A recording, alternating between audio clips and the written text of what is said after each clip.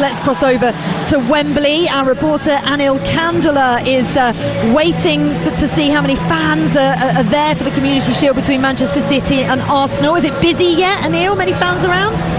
Good morning, Faye. Well, to be honest, I got here nice and early and I am genuinely shocked at how many fans there are. Of course, Box Park is full of Arsenal fans, and one thing really to consider is how many Arsenal shirts have Declan Rice on the back. I'm sure plenty of the Arsenal fans will be very excited to see their record signing, and I think one thing to really consider is not just the fact that they've smashed their record in terms of the monetary value for a new signing like Declan Rice, but the fact that they could secure one of the hottest prospects in Europe, the fact that Declan Rice will, hopefully anyway for the Arsenal fans, be in that midfield for their big game against Manchester City today. And as I said, it is wonderful to see the curtain raiser for the Premier League to be met by so many fans already on Wembley Way. And another thing as well, just to add to it, you know, let's be honest, the summer hasn't really been very nice in terms of the weather, but it's almost like the sun knows when there's a big game and at Wembley the sun is shining. There's plenty of sunglasses out for hopefully what will be a very big game to start off the Premier League season live on Talksport. Brilliant stuff, Anil. Thank you very much. Looking forward to it. Adrian Durham in the hot seat for that one. Commentary will be from Ian Danter and former Manchester City manager Stuart Pearce. A huge game going on at Wembley today in terms of the Premier League curtain raiser. Manchester City will face Arsenal, the top two teams in the Premier League last season. Our reporter Anil Kandala is on Wembley Way ahead of the game. Who have you got with you there, Anil? Yes, I'm with two Arsenal fans here. Anyone who says the Community Shield doesn't matter, come and have a look at Box Park. So, introduce us. Who are you? Kieran from Kent. Tom from Cardiff. Okay, lovely stuff. Let's get straight into this. How excited are we for the curtain raiser, Arsenal versus Manchester City at Wembley? I think it's a great start to the season. I know everyone says Community Shield, obviously part of a pre-season, but I think it's a massive part to our season. Obviously, coming runners up last season, the City hurt us massively. So trying to get a little bit of silverware today will it'll mean a lot for the start of the season. Yeah, without a doubt. And look, as he said, Manchester City has proved, unfortunately, the team that didn't quite allow you to win the Premier League last season, but you have your chance to get your revenge today. Of course, Mr. Declan Rice, I've seen his name on many shirts at Box Park today. How excited are you for him and the others to play for the Arsenal today? Yeah, looking forward. I think it's the first time we can see Declan Rice play properly for Arsenal, the likes of Timber as well and Havertz. So yeah, looking forward. You've seen Declan Rice play a lot for obviously England, so it'll be nice to see him replicate that now in an Arsenal jersey, and like Kieran said, hopefully get one over Man City today now. Absolutely. So go on then, gents. What's the score and who's going to be the winner for Arsenal today? Oh, definitely. I think it's going to be quite a close one. 2-1 Arsenal. Going Saliba, back post header, just go on, doing what he does best. Yeah, I'm going to be bold. 3-1. Saka score twice. And there we have it, Faye. Some very confident Arsenal fans ahead of the big one, the Community Shield at Wembley, live on Talksport. Brilliant stuff. That all kicks off at 4 o'clock on Talksport. Adrian Durham and the team bringing you all the action from Wembley. Let's find out what's been going on at the pre-season friendly at the Tottenham Hotspur Stadium. Ian Abrahams is watching Spurs against Shakhtar Donetsk. 12 minutes gone. Spurs 0, Shakhtar Donetsk 0. Harry Kane starting as captain is the headline, grabbing bit of team news, and Kane's already had 2 sights on goal, both saved by Andril Paetov in the Shakhtar goal. He's coming off in a couple of minutes' time. He's retiring after today, so he's coming off to get a special ovation from the stadium here. But 2 efforts from Kane, one on the right hand side of the penalty area, shot from 12 yards that was well saved, and then a trademark Kane letting the ball run across his body and trying to curl it in the far corner from about 15 yards out on the left hand side of the penalty area, again was well saved by the goalkeeper. Spurs have had the better chances. Sarr's had a shot blocked from the edge of the penalty area as well, as Kane comes forward down the left hand side. 12 minutes gone though. It's Tottenham 0, Shakhtar Donetsk 0. Thank you very much, Ian. I'm sure the atmosphere is building on Olympic Way at Wembley ahead of Manchester City against Arsenal. Just under 2 hours until kickoff. In fact, our reporter Anil Kandala is talking to some fans there. How's it going, Anil? Yeah, all good. Thank you, Faye. It is packing up nicely on Wembley Way, and I'm with a Manchester City fan now. What's your name, mate? I'm Tudor. Hello. Tudor, nice to meet you, mate. Go on then, tell us how you're feeling for the big game, the curtain raiser for the Premier League, of course, the Community Shield. I think it's going to be a great game. I'm excited to see what both Man City with their new transfers and Arsenal, with the debut of Declan Rice, hopefully in an important game. I think Arsenal obviously has a lot more to prove than Man City, but I want us to get to a strong start and win as many trophies as we can this season. Absolutely. So go on, they give us a score prediction and who's going to be the man to win Manchester City the Community Shield later today. I think City's winning 2-0, 2-1 maybe. I don't think we'll go too hard on them. Rodrigo will score the winning goal. There we have it. We've got some confident Manchester City fans. We've got some confident Arsenal fans. It's setting up very nicely for what will hopefully be a very memorable Community Shield. From 4 o'clock here on Talksport, you can hear live commentary of the Community Shield, which usually features the winners of the Premier League and the FA Cup.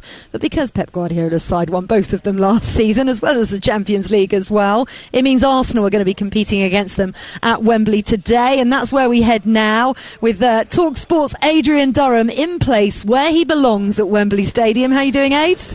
I'm excited, let's put it that way. I was excited going to Sheffield Wednesday Southampton Friday night, going to Watford QPR yesterday. What a first half that was. And here at Wembley, which is always a great occasion. Any Wembley occasion is wonderful. And I'm here for the Community Shield. And actually, I've just seen pitch side on plinths, not just the Community Shield, but the FA Cup, Champions League and Premier League trophy. And it just sinks in exactly what Man City achieved last season.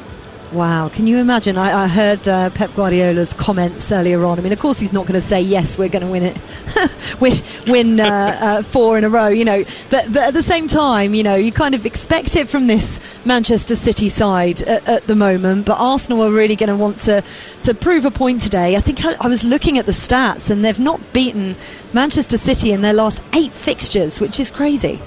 You know what, I think this is a great chance for Arsenal to try and make a statement actually today, because Man City's season ended 2 weeks late. Pep's been highlighting this.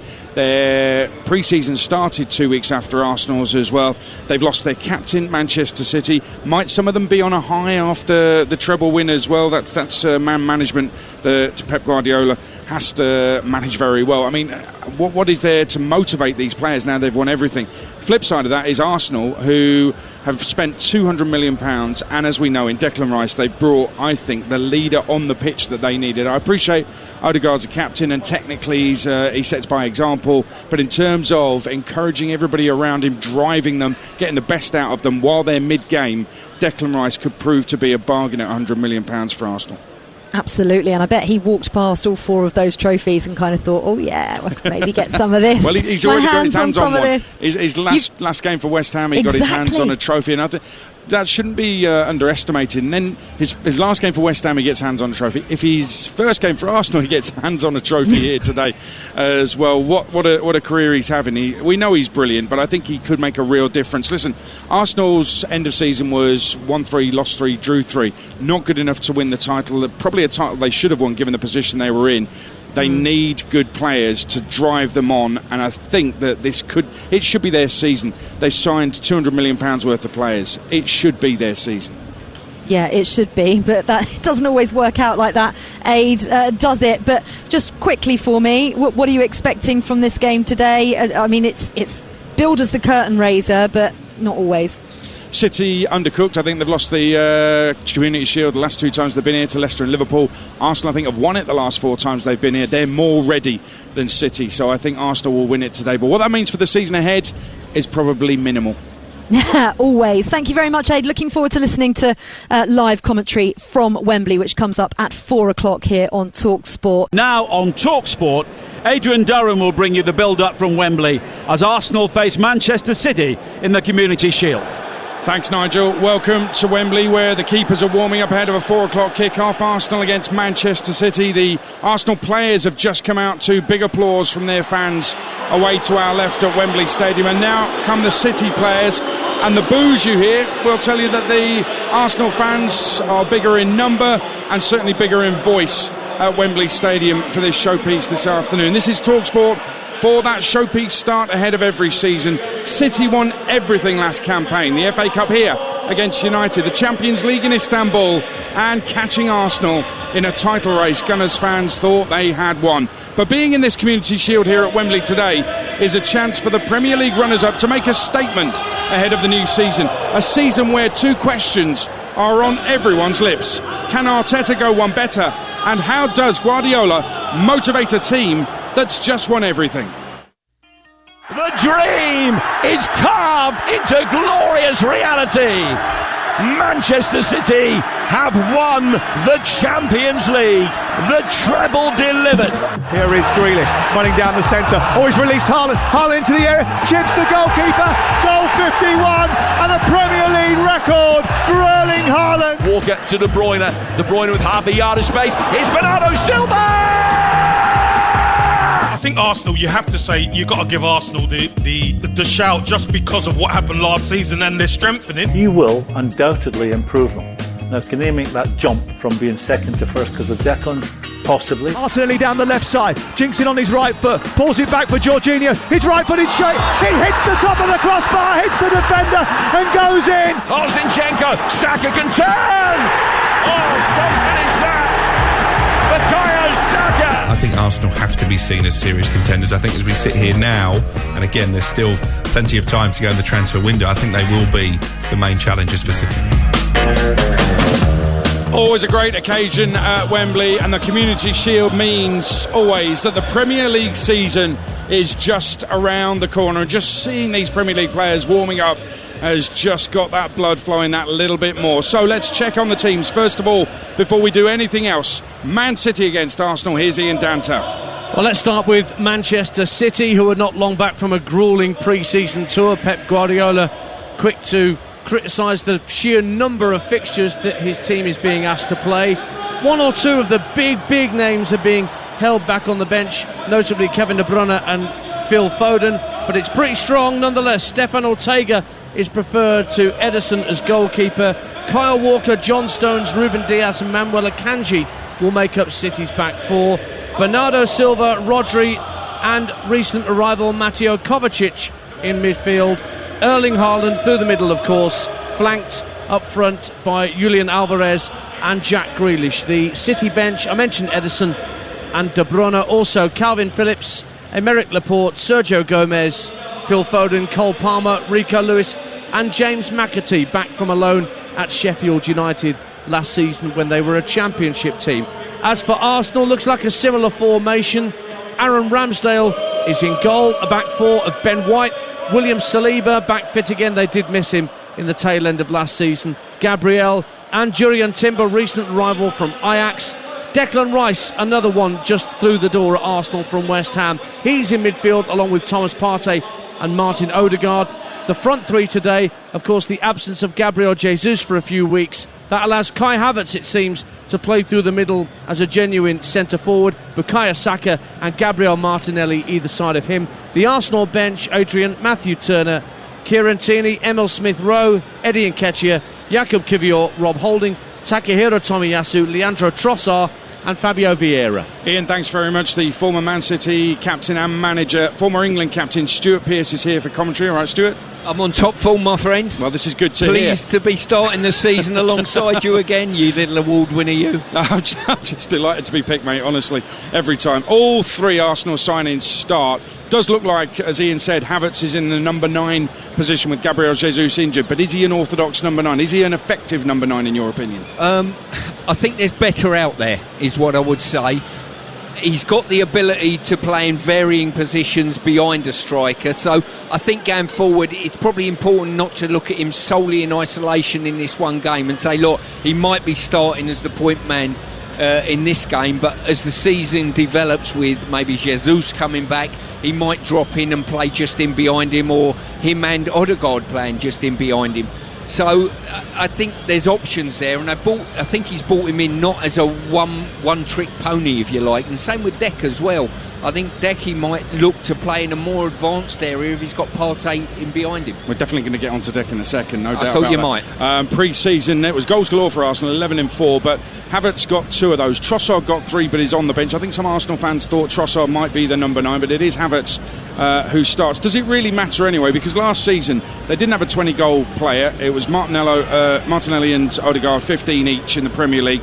Club record, though, 88 goals in the Premier League for Arsenal, 16 different scorers. When you've got that many players contributing, do you really need a 20-goal a season strike? Do you need a Haaland? I think in some ways it's probably a strength if you haven't, because, Spurs had a striker that can get 20-odd goals a season and still have got a striker that's done that, but it doesn't mean success and trophies are coming your way. Sometimes spreading it around like they've done makes them a bigger threat elsewhere. City have gone fairly strong, although De Bruyne is on the bench. No Gundogan anymore. The captain left for Barcelona in the summer. And Kyle Walker is captain today. And I find that interesting because he's been linked with a move away to Saudi Arabia, first of all, and Bayern Munich as well this summer. Still a City player and made captain today. Now, he and Pep, you may have seen in the papers, had a 2-hour Japanese meal at a fancy restaurant in Manchester this week. Pep turned up on his £5,000 push bike. Not bad at all. But does that mean that conversation was all about, yes, you're staying? Kyle says, yes, I'll stay as long as you make me captain, and here he is wearing the armband. I think what it really means is he's paid too much for a push bike, to be honest with you. Let's deal with that straight away. But listen, I think it would be the one good thing top managers do, and we've spoke about this back end of last season, they move players on before their sell-by date actually are there for all of us to see. But I would make the proviso, Kyle Walker, I think, needs to be at Man City for at least, because of the unique way that he plays, that blistering pace that he's got, the way they utilised him last year in the Champions League against some really outstanding wingers. I would keep him at the club for at least one more year for City's progression. Do you see him as a captain, though, Kyle Walker? I think he's matured. Back in the day when I was managed him as an under-21 player, I'd probably say no. But I think he's developed into a player that's got the ultimate respect amongst his teammates now. So potentially, yes. Are you saying he was immature in the under-21 squad? Weren't we all, mate? Weren't we all in that? Listen, I was their manager and I was immature. And some say... Still am. Declan Rice is not immature. I think we know that. Everybody loves him. I'm so fascinated to see how it goes for him. And I think, if you're a good, decent person, you want Declan Rice to do really well, because he's a good, decent person, it seems. He's been studying videos of Patrick Vieira seemingly all his career. Can he be that driving force for Arsenal? Because, over all the years they've been without Vieira since he left, they've not really replaced him. Can he actually replace Patrick Vieira? Well, what I would say is, Arsenal are going to be successful. I think Dec's got to be instrumental in that, in them being successful and picking silverware up. As we stand at the moment, this Arsenal team and this squad have not picked trophies up in recent years. They need to do that. They need to get their hands on silverware, and to do that, Declan Rice needs to drive the team on. And I would throw this open. He was instrumental. Would West Ham have won a major European trophy last year without Declan Rice?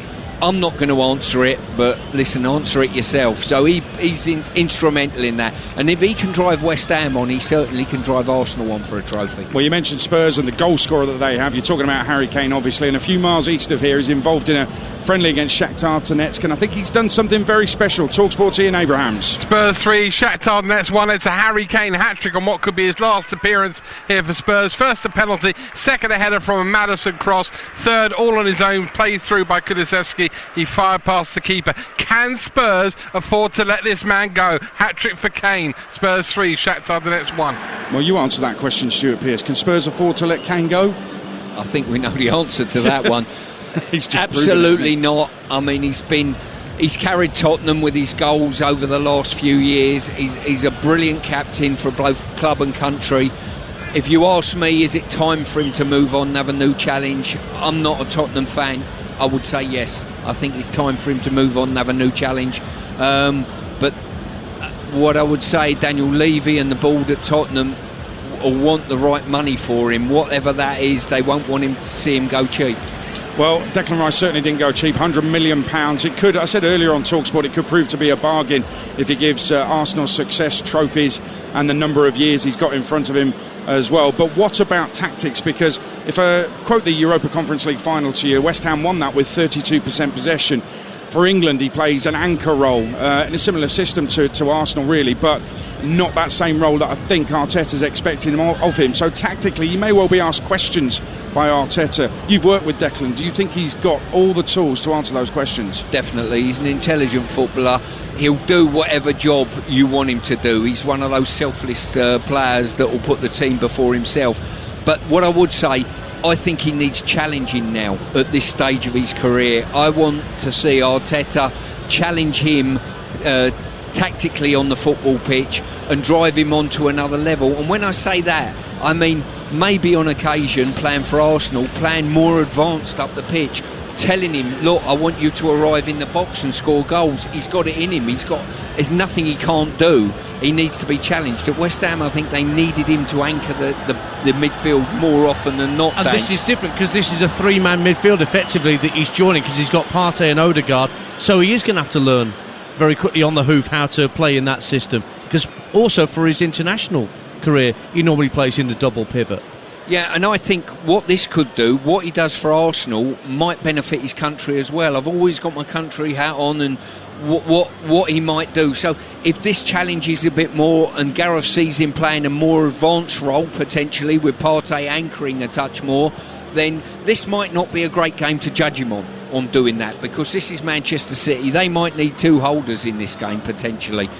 Two split holders. I know when we've been there before with West Ham playing Manchester City, you don't need a holder sat in the middle of midfield. You need two holders split, playing wide apart, because they're the areas that Man City like to get in to feed the next ball. That's Stuart Pearce live on Talksport at Wembley. Let's go behind the goal away to our left on Talksport. Alex Crook, our chief football correspondent, is there, and you're behind the part of the pitch, the half of the pitch where Arsenal are warming up. What have you noticed, Alex? Yeah, good afternoon, guys. Well, first and foremost, I've got to say it's really warm pitch side. The Arsenal players have just stopped for a drinks break. It's a lot warmer than maybe they expected. Declan Rice looks an absolute specimen in the warm-up. We know he had that extended training break, extra pre-season if you like, in Portugal. He looks like he's fit and raring to go, and I'm paying close attention to Aaron Ramsdale as well. I was down by the mouth of the tunnel as he came out with the goalkeepers to warm up. He's currently playing long balls into the Manchester City penalty area. He had his game face on. How much extra pressure, Stuart Pearce, will there be on Ramsdale today, bearing in mind that we know Arsenal are trying to sign David Raya from Brentford? Will he be determined to make his mark? Well, put it this way, when he first joined Arsenal, Crooksy, I weren't sure whether he was good enough for it, and I know he mentioned in his article there was some criticism from individuals around the game. Was he good enough for Arsenal? I weren't sure. I tell you what, he answered me, and I'm prepared to put my hand up here and say I got it horribly wrong. They saw something in him that certainly we've all seen now. Him wearing an Arsenal shirt, I think he's been fantastic, and I think he'll look forward to the challenge. And I think any player worth his salt, someone coming in to rival you in your position, can only drive your standards higher. Well, he's in nets today, Aaron Ramsdale. We'll focus more on Ramsdale actually after that amazing emotional article he put in the Players' Tribune earlier this week. We'll focus on him a little bit later on before kick-off, and kick-off is only 25 minutes away on Talksport. We're at the Community Shield at Wembley, where it's Arsenal against Manchester City. So I'm live on Wembley Way with plenty of Arsenal and Manchester City fans, and I'm actually joined now by a Manchester City fan called Josh. Josh, tell me how you're feeling about the big game today. Yeah, I'm feeling confident that we're going to win, because obviously they'll want revenge on after last season, because obviously they're title pretenders, aren't they? So they'll obviously want revenge, but I think we'll win the game 100%. Who's going to be the standout man today? Haaland, 100%. Erling Haaland, that's it. Simple as. I'm joined now by Mo, the Arsenal fan. Mo, take us through how you're feeling for the game today. I don't know how I'm feeling at the moment, because we haven't really seen the first team play together since the pre-season. But I'm optimistic, because I think we need to get one over City after what happened last season. I think they're better in all the matches that we played, and they also took over us when we were top of the league last season. But yeah, I'm optimistic at the moment, yeah. Well, that was Talksport's Anil Kandola on Wembley Way talking to Man City and Arsenal fans ahead of today's game. That gooner was confused, wasn't it? I don't know how I'm feeling. I'm optimistic. Well, you do know how you're feeling then, don't you? Community Shield here, players still out there warming up in the sunshine. It is warm. Temperature officially is 18, but I think it's higher than that down there pitch side. Aaron Ramsdale in goal for Arsenal this afternoon. The Gunners' number one wrote a Players' Tribune earlier this week where he stated that he can no longer remain silent over homophobic abuse in football out of love and respect for his brother Oliver, who's gay. He also opened up about how he played in last season's North London derby at Tottenham just days after his wife had a miscarriage. You may remember a Spurs fan leapt over the hoardings and kicked Ramsdale in the back. Now, the Arsenal boss Mikel Arteta was asked about Ramsdale's revealing interview. He had this to say. I think that goal was great, very open, very transparent. I think he expressed what he feels about the topics that he discussed, and I think he was very brave to do it the way he did it. We're dealing with people, with human beings, and we are responsible to manage a lot of decisions with the players and things that can affect their lives, you know. So we have a big responsibility there, and whenever we can, obviously, we have to support and be close to them, because I know how much it means. Well, Arsenal players have just left the pitch here at Wembley. Final words from their manager before they come back out for the game itself, which kicks off in just over 15 minutes. And Aaron Ramsdale among that number that's walked down the tunnel. He starts for Arsenal today. Let's go pitch side. Alex Crook, you know Aaron Ramsdale very well. You've spoken to him many times, and it was an incredibly emotional and revealing interview, wasn't it? Yeah, it was. No surprise, Adrian, because Aaron Ramsdale is someone who's always worn his heart on his sleeve. One of his biggest pluses is that he's always had a fantastic personality and brilliant character. Somebody else who had brilliant character in his playing days is the Arsenal legend Gilberto Silva. He joins me pitchside, having watched him play in the game for Ukraine at Stamford Bridge last night. Gilberto, first and foremost, how confident, how optimistic are you about Arsenal's chances this season, having run Manchester City so close last year? Very confident, I know it's going to be hard again, because compete with City again is not going to be easy. It's tough one.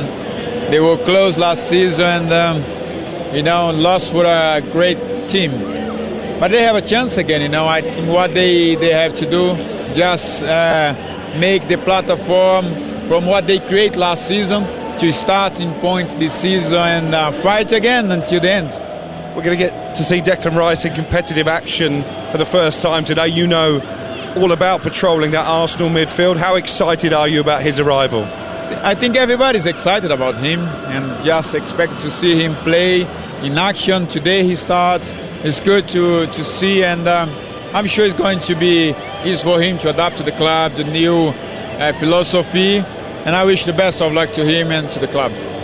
Gilberto, thanks very much for joining us live on Talksport. That's Gilberto Silva, Arsenal legend, down here pitchside. Alex, thank you very much. Just back to Aaron Ramsdale, Stuart Pearce. I know you read the article that Aaron Ramsdale wrote in the Players' Tribune. I mean, we can't expect fans not to have an opinion. Pundits have got to have an opinion as well, but there's a line that they can't go over and shouldn't go over. Yeah, I totally agree. I mean, what you understand is football players are people as well that suffer the same type of adversity in their life as everybody else, all of us do, and I think credit to him for coming out and speaking his mind.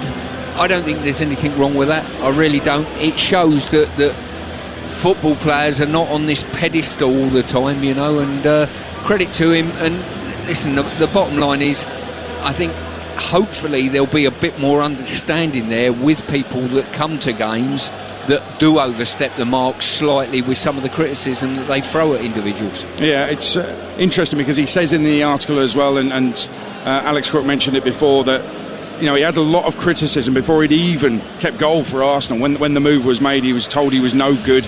Alex and I have watched him many times. I watched him many times for Bournemouth, Sheffield United, and it felt like at times the two of us were the only ones thinking, hang on, he's not actually that bad. Yeah, he's got relegated twice, but it wasn't his fault. So maybe players only focus on the negatives. There are some positives out there that they can hold on to if they want to. Without a doubt, and as I say, if nothing else, it makes you stronger as an individual. Those adversities that you suffer as a player, and listen, I've been through that type of thing myself, from a personal aspect and a professional aspect as well. You're out there for all to see, Age, and what you've got to do is the people around you have got to support you and be strong to you. And you've got to say, whatever form of adversity comes my direction, it's only ever going to make me stronger as an individual. Here at Wembley, it's the Community Shield. We're just over 10 minutes away from kick-off live on Talksport. Manchester City, with a show of strength, have beaten Arsenal by 4 goals to 1. And at the end, we have to congratulate Man City. They were able to do it for 38 games. We haven't, and they are the champions. And everybody else is already playing catch-up. So good luck in the summer or whatever you're going to go out, whoever you're going to buy. If you're just tuning in, Arsenal have confirmed the signing of Declan Rice for a British record transfer.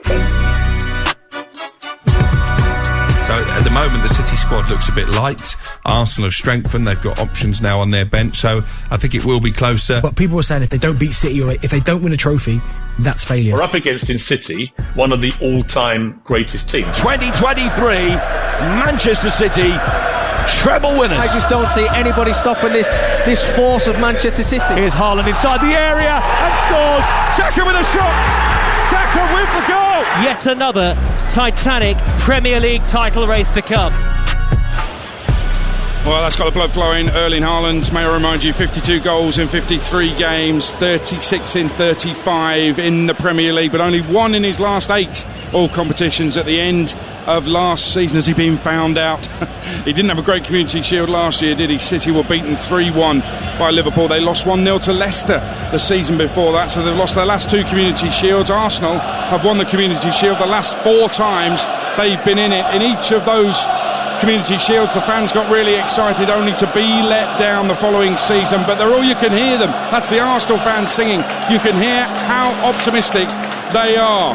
Well, they got close last year, probably should have won the Premier League title, but Manchester City's quality won out in the end. Since then, City have lost their captain. Arsenal have spent £200 million and half of that on Declan Rice. There's a little bit of a hug between Arteta and Guardiola as the teams make their way out onto the pitch. The Community Shield itself is out there on a plinth. It was joined earlier actually by the European Cup, the Champions League trophy, the Premier League trophy and the FA Cup as well.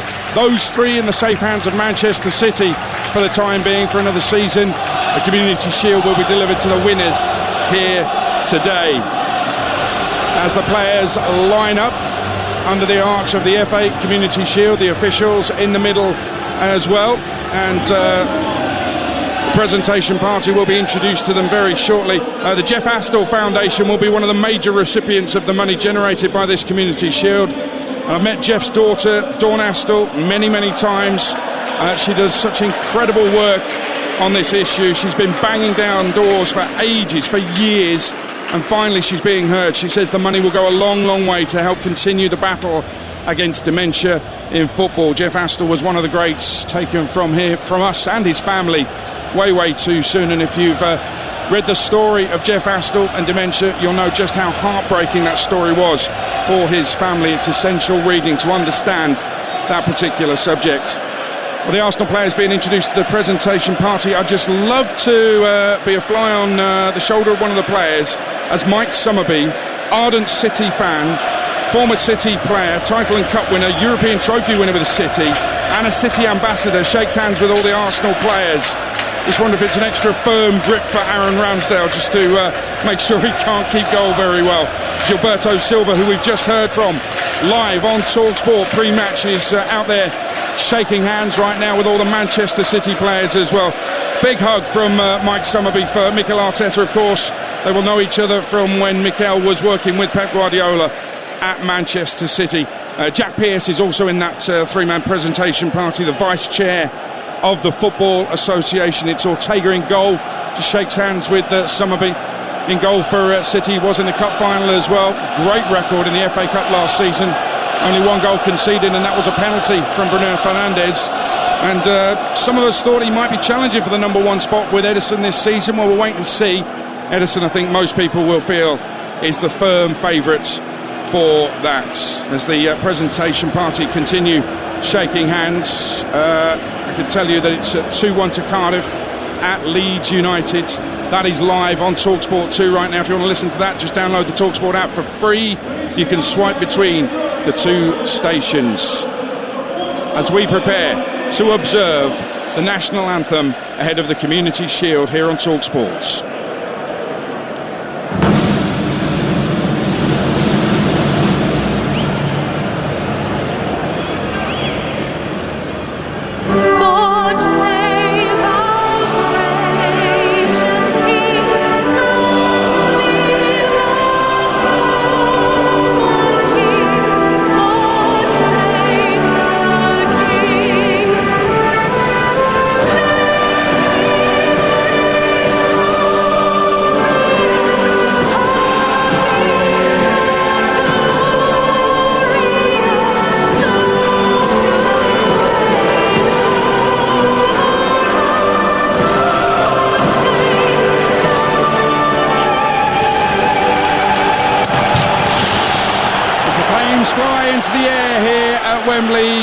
blue away to our right, it's red away to our left. It's Manchester City against Arsenal, the two best teams in the country last season, going head to head today. A chance to make a statement for Arsenal, a chance of yet another trophy for City. It's the Community Shield, live on Talksport with former England captain Stuart Pearce, alongside your commentator Ian Danter. Thank you, Adrian, and a very good afternoon to you wherever and however you're listening to Talksport. Since the inception of the Premier League, only 8 clubs have won this trophy at the season outset and gone on to win the title come May. The last to do so, Manchester City. They beat Chelsea here in 2018. And the champions have been proudly displaying all their silverware pitchside earlier this afternoon, understandable after historic treble. And Pep Guardiola has previously called the Community Shield the first final of the season. Arsenal are their opponents, and many think are still City's closest rivals for the upcoming Premier League this season, as they were last. Mikel Arteta once again tries to put one over on his former boss. It's 8 defeats in a row for Arsenal against these opponents, but their last win was here at the National Stadium in the 2020 FA Cup final. Arsenal give a chance for 3 of their new arrivals to shine in this pre-season fixture. Julian Timber has arrived from Ajax in the summer. Of course, Declan Rice from West Ham, and Kai Havertz, who looks like he's playing in a central striker's role in the absence of Gabriel Jesus, who's picked up a slight knee injury which required surgery. Aaron Ramsdale is the Arsenal keeper. A back 4 of Ben White, William Saliba, Gabriel and Julian Timber. Declan Rice, Thomas Partey and Martin Odegaard in midfield. Bukayo Saka and Gabriel Martinelli in behind Havertz. As for Manchester City, well, there's one new name to conjure with, but it's a name very familiar to Premier League watchers. Mateo Kovacic spent 5 years at Chelsea. He comes into their midfield. Stefan Ortega is preferred to Ederson in goal. Kyle Walker, John Stones, Ruben Dias and Manuel Akanji in their back 4. Bernardo Silva and Mateo Kovacic with Rodri in midfield. Julian Alvarez and Jack Grealish flanking Erling Haaland up front. Quick look at the benches for you as well. For Arsenal, Turner, Tierney, Smith Rowe and Nketiah, Kivior, Holding, Tomiyasu, Trossard and Vieira. For City, Ederson, Phillips, Laporte, De Bruyne, Gomez, Foden, Palmer, Lewis and McAtee.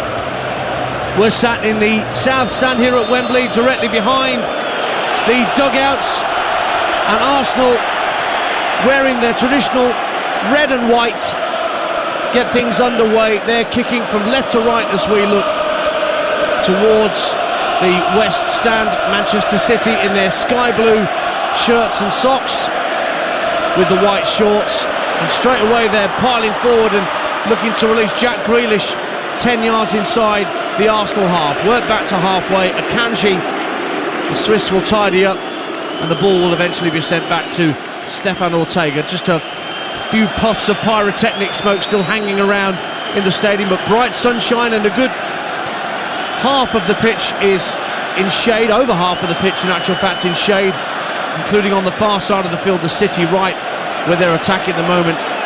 Alvarez trying to keep the ball in play on that far side. It's gone out. Stuart Atwell, our referee, indicates that it's a City throw. Minute gone, 0-0 on Talksport in the Community Shield. Here's Stuart Pearce. Yes, Dance, good afternoon. Just looking at the shape of this Arsenal midfield, looks as though it's going to be Partey sitting just in front of the 2 central defenders and allowing Odegaard and Declan Rice just to forage on and push on with a full court press as we stand at the moment. Ball's with Stefan Ortega in the City goal. Made 3 Premier League appearances last season. Ederson, of course, the first choice for Pep Guardiola. Plays it short to Rodri, just guides it back. And John Stones at the right-hand corner of his own penalty area. We've seen him transform as a player and a positional player, John Stones, in this last season with Manchester City. See if that continues into the new campaign. Just tucked left for this left-hand side for Manuel Akanji, immediately pressurised by Bukayo Saka. Goes back to Diaz, who in turn is being chased down by Odegaard. So it's rolled back to the City keeper Ortega, right-footed, clips it up to halfway. Lovely knockdown by Haaland, but doesn't find a sky blue shirt. Instead it's back with Arsenal, 0-0.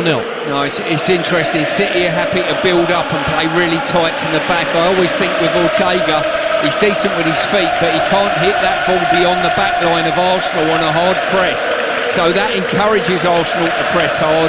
Also as well, you know full well with Declan's turn of pace, he can get to people and press really hard and turn it over if you're a bit loose with your possession, Dance.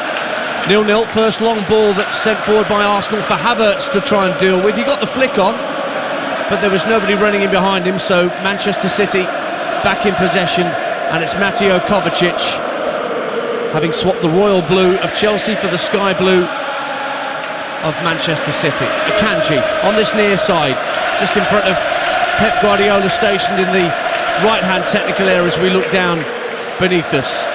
Akanji again will drive towards halfway, skips past Odegaard, still going, and Odegaard had a pull at the shirt as Akanji got into the Arsenal half. Free kick, and Stuart Atwell will just have a quick word with Odegaard about that challenge. 0-0. Yeah, it was almost a challenge, I think, that probably deserved a yellow card. Lazy defending. Akanji had gone beyond him, foraging into Arsenal's half, and he just pulled him back. Rodri will tuck it back to halfway, and Stones for Manchester City. Little short ball infield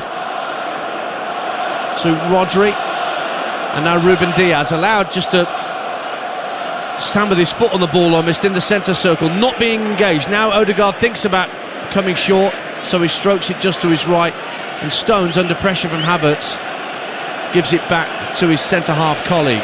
Very patient from Manchester City in these opening stages. They're defending the end where their supporters are, and Wembley is pretty full. This kick-off time was originally a little later in the afternoon, but after protests from Manchester City and supporters groups, it was moved back to this 4 o'clock kick-off time to allow fans to then get back to the northwest in good time this evening.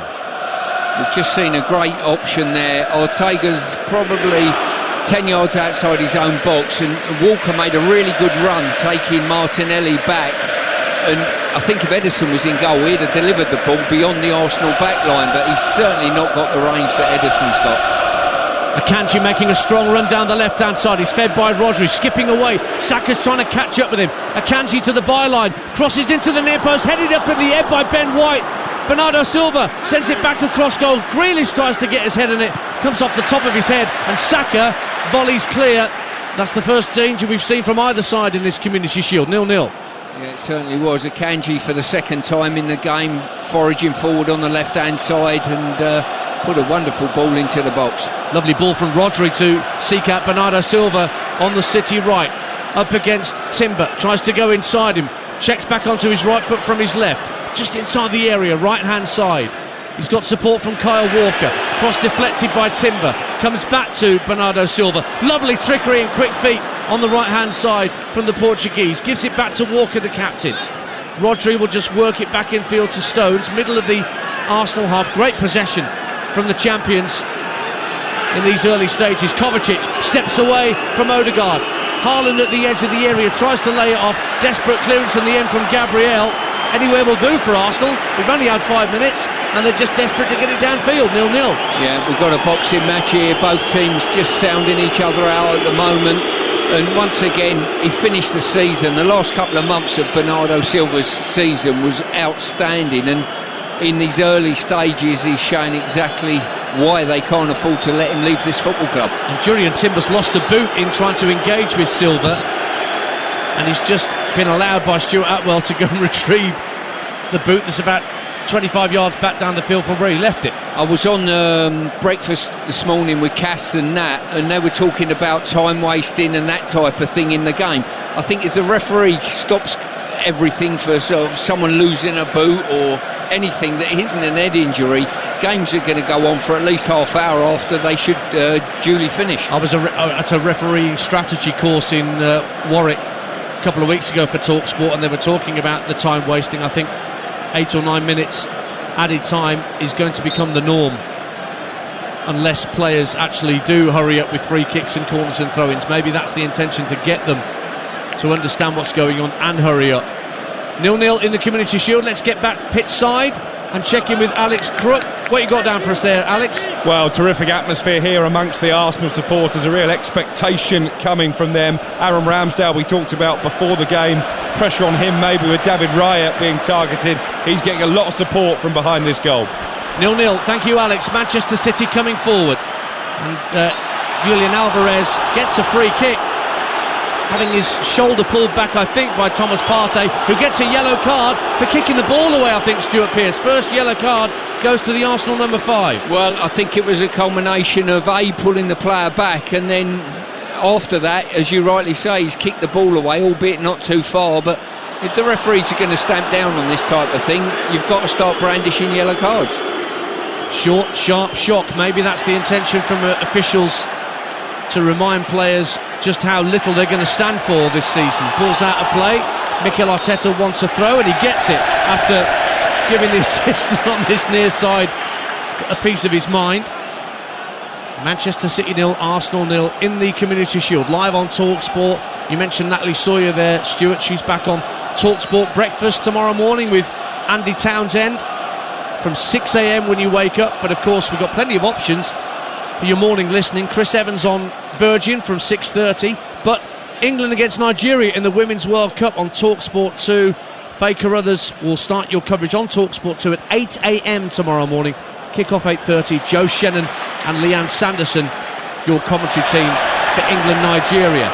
Julian Timber got both boots back on and gets cheered as he gets away down the left-hand side. Martinelli sprinting towards the byline, closed down by Walker. In fact, he's also got Bernardo Silva closing him down, but he did really well to work it back.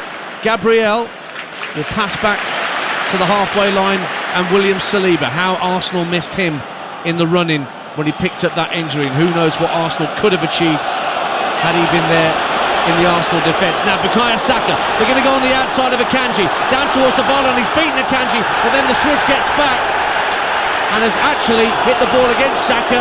Arsenal wanted a corner, but a goal kick is all that results. 0-0 with 9 minutes gone on Talksport. Well, firstly, from Arsenal's point of view, it's brilliant to see Saka in full stride there on the right wing, but I've got to say, as I saw it last year, when Akanji comes out from, he's probably more favoured central role and plays in these full-back areas. He's more than adept at dealing with players one-on-one. He's tall, but he's quick. Manuel Akanji, joined from Borussia Dortmund a year ago. Scored against Real Madrid in the Champions League, of course, Akanji, on that route to ultimate success at last for Pep Guardiola with Manchester City. It still leads 1, Cardiff 2, incidentally. We'll be back with Abigail Davis as and when, but Cardiff are apparently hanging on to that 2-1 scoreline. That's live on Talksport 2 right now with Nigel Adderley and Matt Murray, your commentary team at Ellen Road. Cardiff were 2-0 up at half-time. Here are Manchester City in possession at 0-0 with 10 minutes gone in the Community Shield. Stones plays a casual pass to his right for Walker, and he slides it out to the right-hand touchline on the opposite side of the field to us for Bernardo Silva. But again, it's very slow and patient by Manchester City. They're not rushing getting the ball through the 30s, Stuart Pearce. No, they're not, but credit to Arsenal, they're nice and compact, well organised and shutting down passing lines, and City are almost in a 4-2-4 scenario with two recognised strikers basically, but that's why it's so important for the likes of Partey to make sure he shepherds that area in front of them. Not sure how many touches Declan Rice has had so far in this Community Shield. He's just tried to close down Rodri, who fires another lovely pass out to the halfway line and the far touchline for Kyle Walker. Touches it back 10 yards for Stones. Rodri again on the halfway line, allowed to trot into Arsenal territory, then lifts it down the right-hand side, and Bernardo Silva will chest it down and keep it in play. Up against Timber, 10 yards from the dead ball line. Checks onto his left and right, then lays it back for Walker, right-hand corner of the box. Tried a first-time ball into the area, scuffed it somewhat. Odegaard clears, Martinelli's giving chase, and you get the better of the bounce of the ball and hold on to possession for Arsenal, 0-0. Yeah, he's done well retaining possession, Martinelli there, but once again Walker's pace from crossing the ball, his recovery to the halfway line to get goal side was lightning. You're listening to Talksport, the Community Shield at Wembley Stadium in bright sunshine. Manchester City, the champions, against Arsenal their closest challengers in the league, but they ended up winning the Premier League with 3 games to spare, Manchester City. And here's Bernardo Silva looking for Haaland at the edge of the area. Again, danger was snuffed out before the big Norwegian could properly get it under control. But again, Arsenal just lofted it downfield. There was nobody in a red and white shirt anywhere near the halfway line. So Diaz and Stones have all the time they want just to get the ball back under control.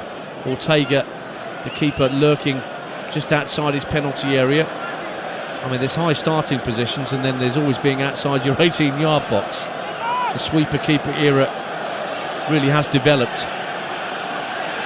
And Ortega's now midway inside his own half with the ball at his feet.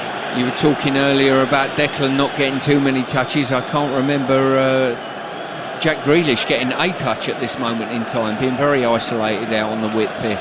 Well, definitely no touches for Declan Rice, and I think you're right about Jack Grealish. I think the ball came off the top of his head at one point, but he certainly hasn't had a chance to have a run at Ben White, who is his opponent on this near side, with City coming forward. Now Grealish will get a touch as it's floated out to him. Has to jump to chest it down and keep it in play. Does really well, Grealish. Works it back to Kovacic, and Kovacic tried to slide it down the left-hand side of the box for Alvarez. Poor touch from Partey. City win it back. Rodri just hits a snapshot. It's only just wide of the post. Ramsdale at full stretch, and it took a nip off an Arsenal boot for Manchester City's first corner of the game. 0-0. Yeah, a little bit loose from Arsenal there, and I think this trait for both teams, if you give the ball away in your final third, the opposition on today's standard and their ability will hurt you. Really good setup there by Haaland, and when it come back, yes, just looking at the deflection, a good deflection, ball was on target, potentially would have been dealt with by Ramsdale. Grealish with the right-footed in-swinging corner, volleyed clear by Saliba, but Kyle Walker is back midway point of the Arsenal half, floats it back into the Arsenal box, headed away, but again Manchester City win the ball back. Stones out on the right wing for the moment for the Citizens. Works it back to Bernardo Silva. Little flick in field for Rodri, 35 yards from goal, but under pressure he has to send it backwards to square still further to Kyle Walker. Stones. I guess we shouldn't be too surprised to see him popping up in different parts of the field. Gareth Southgate and Steve Holland are also here on watching brief for England. Lots of England stars out there for them to check on their pre-season progress. Grealish works it back to Ruben Diaz. It's 0-0 if you're just tuning into Talksport, the Community Shield at Wembley. Back it goes to halfway, and City, who've been in control, I think it's fair to say, Stuart Pearce, of the first quarter of an hour. Yeah, they have, but literally nothing to choose between the two sides, and what I've seen at this stage, for me, the big one will be which team presses the opposition the best and gets the turnover in the final third, which might be the best route to score a goal. Rodri driving forward in the inside left channel, flicks it to his left for Akanji, the left back today. Grealish just closed down as soon as he received the ball from Ben White, so he had to go back towards halfway. But once again Manchester City have kept hold of the ball. Stones drifting in field, knocks it back to halfway, and now Rodri has it again. Everybody in Arsenal red and white behind the ball, but now Man City trying to drift between the lines. Akanji finds Kovacic, but again they'll go back to Diaz and Stones to start again. Stones is still, once again, he's pushed good 10 yards further forward than his centre-half teammate. Walker's almost filling in, and Kovacic as an auxiliary centre-half. Yeah, they want to build in a three, Manchester City, whichever three that is, whether it doesn't involve Stones because he's pushed in, or alternatively with Walker pushing up and Stones being the third. Chance for Odegaard to win the ball back, and he's helped out by Bukayo Saka. Now inside the centre circle, Havertz clearly getting his shirt pulled by Rodri. Free kick awarded by Stuart Atwell, and the fans around us screeching for a yellow card for Rodri. I'm not sure he's going to get one, but it's a free kick to Arsenal all the same. 0-0. Yeah, I think a bit of tolerance was probably the right decision there by Stuart. In regard to, I think he could have booked an Arsenal player earlier on, which he didn't, and that probably just evened things up a little bit. I think Stuart Atwell is going to book Mikel Arteta for too much back chat to the fourth official, John Brooks, down beneath us. And that's a yellow card for the Arsenal manager, when all the Arsenal fans wanted a yellow card for the Manchester City number 16. Arteta laughs it off. Well, we've had a lot of talk, Dance, about respect from the technical area, and unless the officials are going to do something about it, they won't get that respect. Quickly taken free kick, tried to get Saka in behind Akanji, but the ball was hit too long and too straight, and Ortega, the Man City keeper, could claim it. And again, this is all part of that refereeing strategy meeting I went to, Stuart, about respect for officials, not just time wasting, but it normally lasts for a month and then they forget about it, Dance. You know, how many times have we seen that? You know, let's outlaw diving and one or two other things. 0-0 on Talksport in the Community Shield. Here is a chance for Alvarez, who had a snapshot from a good 25-30 yards out, and it snaked well wide of Ramsdale's right-hand post. And Ramsdale will have a goal kick. All sort of an open secret about Arsenal's attempts to bring in David Raya from Brentford, and what that means for Ramsdale. He kept 14 clean sheets last season in the Premier League, just 3 England caps to his name. I think as well, when you look, teams that are Arsenal were in Europe this year, they weren't last year, and I equate it to what happened at West Ham. Areola played, my goodness me, near enough a whole season and hardly any Premier League games in Europe. Just a free kick for a foul on Declan Rice, who just fell awkwardly inside the centre circle, but gets to his feet fairly quickly. Just to let you know, it's actually Jenis Gilacci, the Spurs captain, who's doing co-commentary on England-Nigeria tomorrow morning with Joe Shannon. It's live on Talksport 2. Our coverage starts at 8 a.m, kick-off 8:30 down under. 0-0 here at Wembley Stadium in this Community Shield. Diaz and Stones exchanging passes once again in front of their own 18-yard line. Pep Guardiola's off his seat for the first time this afternoon to direct operations from the edge of the technical area, Stuart Pearce. Yes, he certainly is. Both managers are out there giving direction. I'm just looking at Declan. Declan Rice looks as though he's been told to make sure Rodri doesn't get on the ball and start his team playing.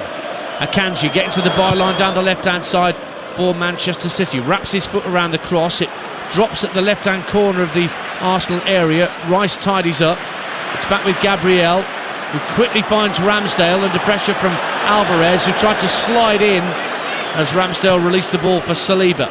Saliba chips the ball up to halfway. And the fight for Havertz, who got the better of Stones and Rodri. Good work from Kai Havertz. Out to Gabriel Martinelli down the Arsenal left. Bernardo Silva with him. Now Timber trying to turn inside Rodri, but Rodri was too wise and wasn't going to get caught with a nutmeg, and Manchester City won it back. But good hold-up play from Kai Havertz a little earlier, Stuart. Oh, it's top quality. He was under big pressure from John Stones. John Stones done very little wrong trying to hook the ball around him, and Havertz done brilliantly in holding up, and good centre-forward play. Both of these sides have their first Premier League fixtures live on Talksport this weekend. Friday night, Manchester City go to Burnley, Vincent Kompany and all that.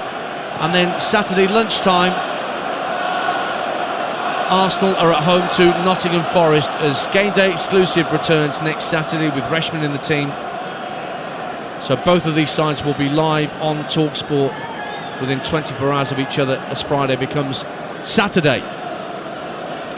Stones for Manchester City. It's a long ball downfield, looking for Haaland.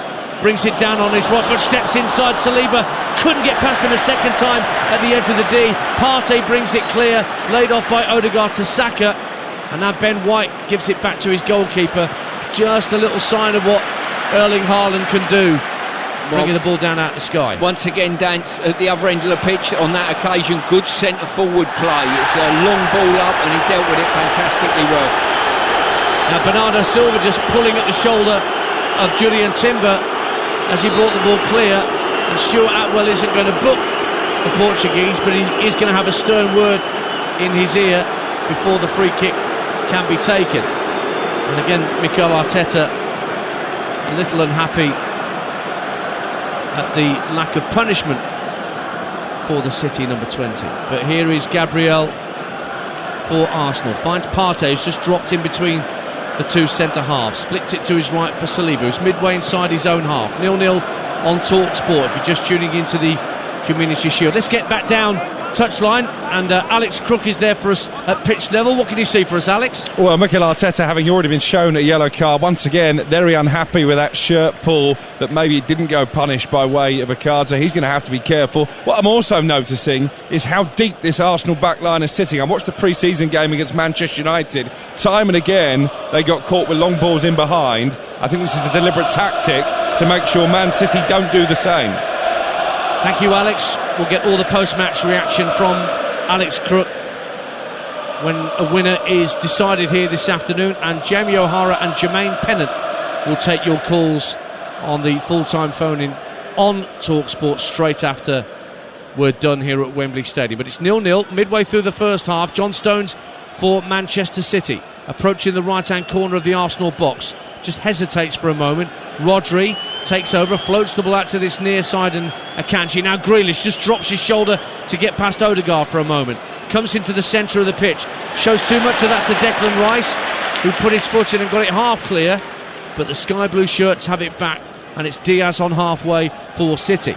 Brings it forward, rolls his foot on the ball and gives it to Kovacic. Early ball looking for Haaland at the edge of the area. Gabriel stood firm and won it back for Arsenal. Partey is brought down by Haaland, and that's a free kick to the Gunners, midway point of their own half. Stuart Pearce.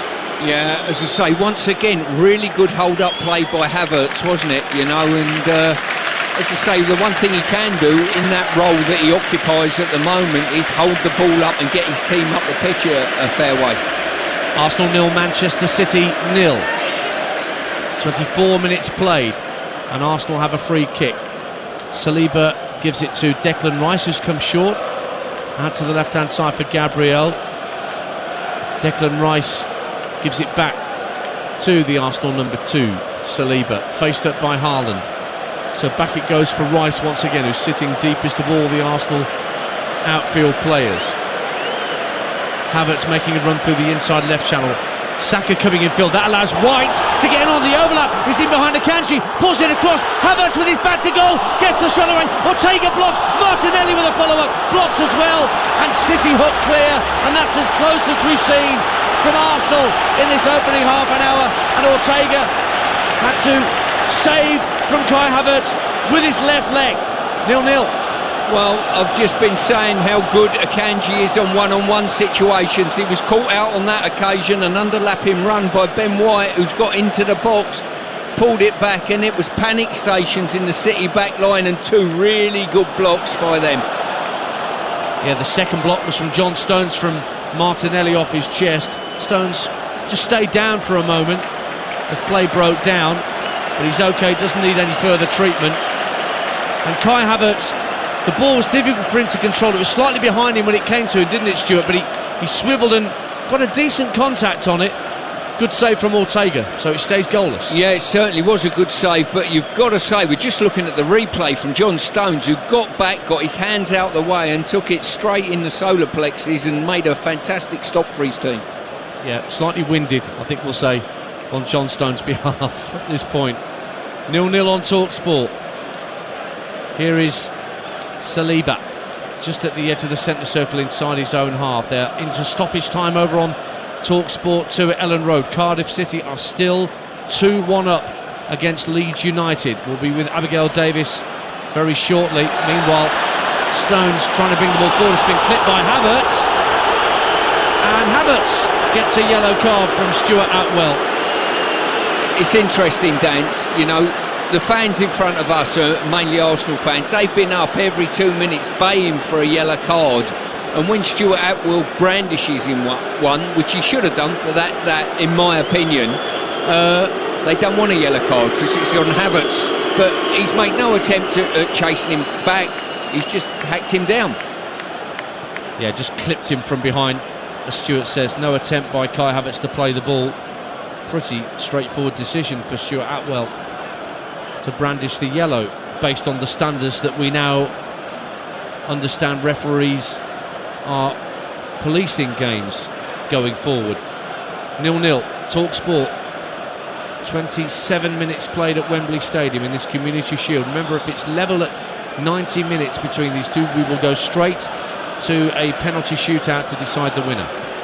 No extra time here this afternoon. Kovacic wins the ball on halfway, drives down the left-hand side, plays it infield, looking for Haaland. Gabriel got a foot in. Rice now for Arsenal, flicks it out left, and Timber will be able to control the ball in the left-back position. And there is a late goal at Ellen Road in the Championship. Talksport's Abigail Davis. And it is heartbreak for Cardiff City. They have defended admirably throughout this game, but it is Leeds 2, Cardiff City 2, and it is Somerville who has got the goal. Cardiff City players have got their heads in their hands. They are on the ground. They know that this was a glorious opportunity for them to pick up 3 points and start the season on a real high, but it was fantastic work just outside the area for Sinistera, and he managed to thread the ball through for Somerville, who slotted it into the bottom left. It is Leeds 2, Cardiff 2. Arsenal in possession just inside the Manchester City half, but Odegaard can't find Martinelli, who's come out to this near side, the Arsenal right, so Manchester City will have a throw. It's 0-0 here at Wembley, so 2-2, the conclusion of that Leeds-Cardiff game on Talksport 2, and don't forget, straight after, be off to the Stadium of Light, Sunderland against Ipswich. Adam Bridge will be your commentator for that one. That's a 5 o'clock kickoff live on Talksport 2. Remember, the Talksport network will be your home of the EFL throughout the season. 120 plus games from Championship, League 1, League 2, and all the playoff games, and the Carabao Cup, and the Football League trophy. We've got more football than anybody else. And here we are at Wembley for the traditional curtain raiser, which is goalless at the moment as we approach the half-hour mark. And two strong chances for either side, but particularly Kai Havertz on the spin just a couple of minutes ago, denied by a save from Ortega. A Rodri shot just snaked past Aaron Ramsdale's right-hand post a little earlier in the half.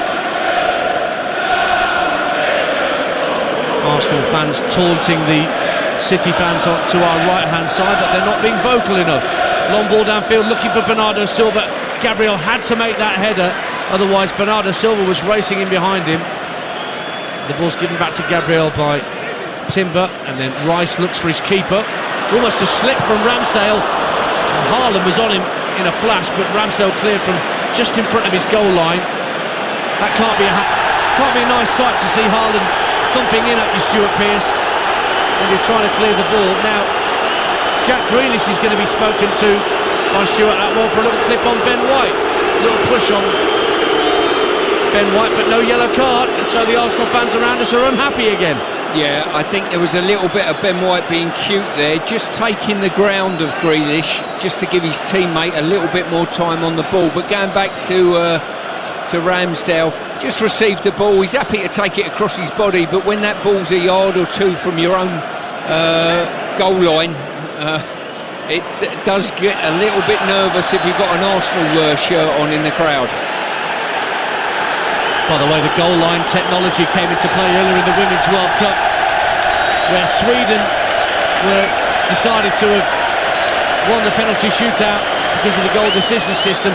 Incidentally, Julian Alvarez has just been booked for time wasting for Manchester City. That's what the roar was for around us here at Wembley Stadium. Not for a goal or for a corner kick or a great save, but for a booking. 0-0. Yeah, I think it's down to the players now. I think that was a tough booking, to be fair, but you've got to get in tune with the officials in any game and work to their standard of refereeing. If they've been given a directive, Dance, that they're going to come down harsh on you, you've got to be an idiot if you're a player who knows to overstep the mark. Well, it's on Howard Webb to make sure that these standards are maintained. As you said, Stuart, we've seen these things start with the best of intentions, but fizzle out by the time the clocks go back. Yeah, indeed, and I think that will be the case this year as well. Full time at Ellen Road, quickly to there on Talksport. Abigail Davis. Yes, finished Leeds 2, Cardiff 2. Leeds started the game on the front foot, some exceptional build-up play, but at the other end of the pitch it was the same old story. They looked vulnerable. Bowler and Ugbo giving Cardiff a 2-0 lead. Liam Cooper pulled a goal back from a corner, and then a sickening blow 5 minutes into added time when Somerville rescued a point for Leeds. A disciplined display from Cardiff, but they have to settle for a point. Leeds 2, Cardiff 2. Thank you, Abby. Corner to Arsenal after a bit of miscommunication at the back for Man City, Stuart Pearce. Well, basically, Declan Rice, as I've seen many, many times before, shut 4 yards down in the blink of an eye and ended up putting so much pressure on and getting a nick on the ball, and it's resulted in a corner for Arsenal. To be taken on this near side. Saka standing over it, hits it in left-footed into the near post, headed up in the air.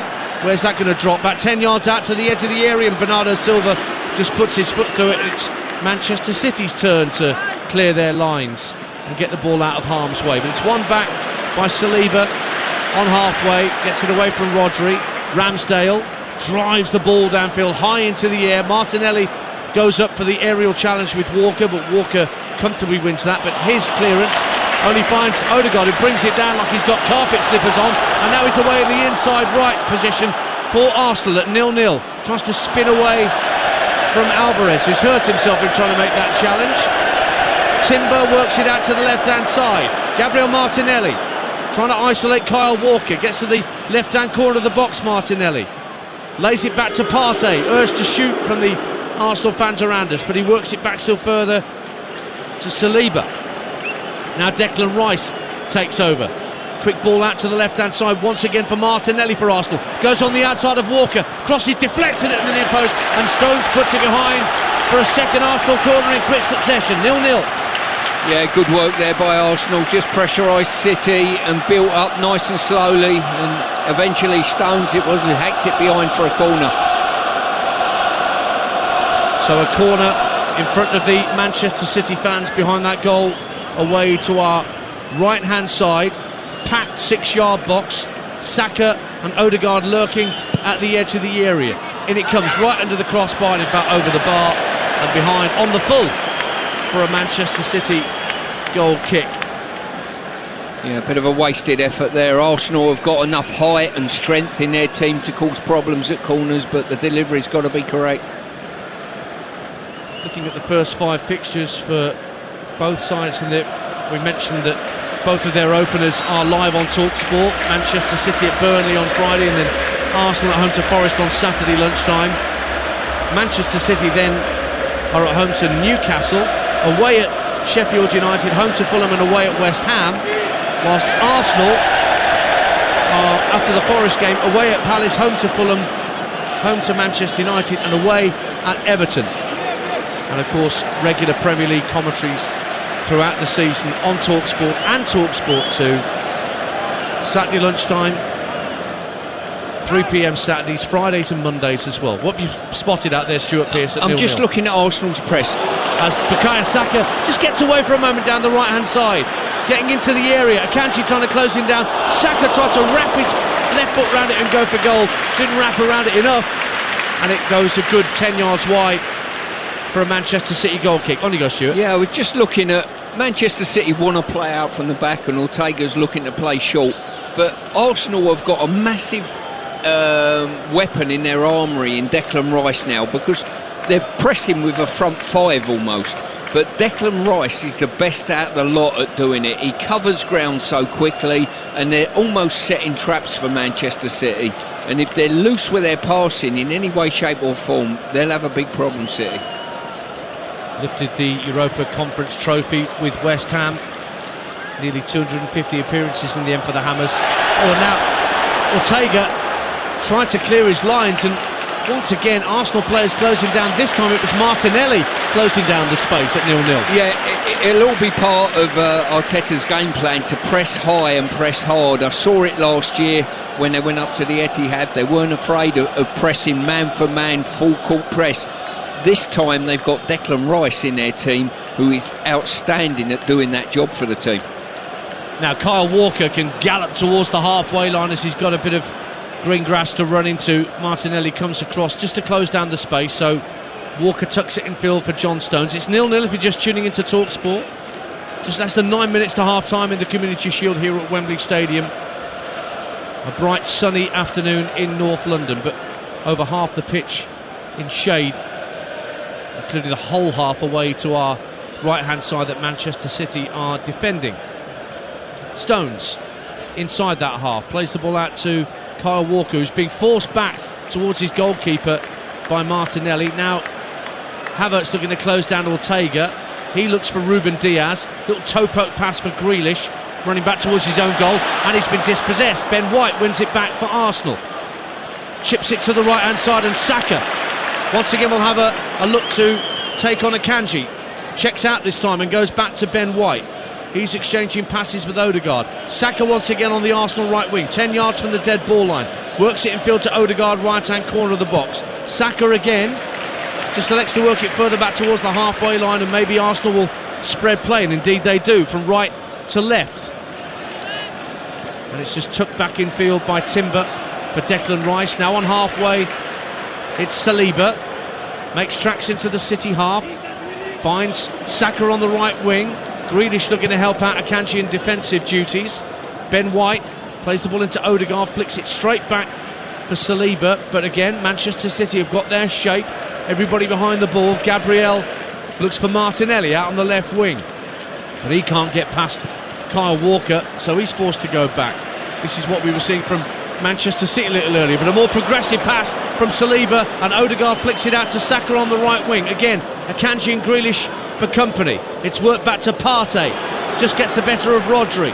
Timber, the left back for Arsenal, flicks it out to Martinelli, level with the edge of the penalty area left hand side.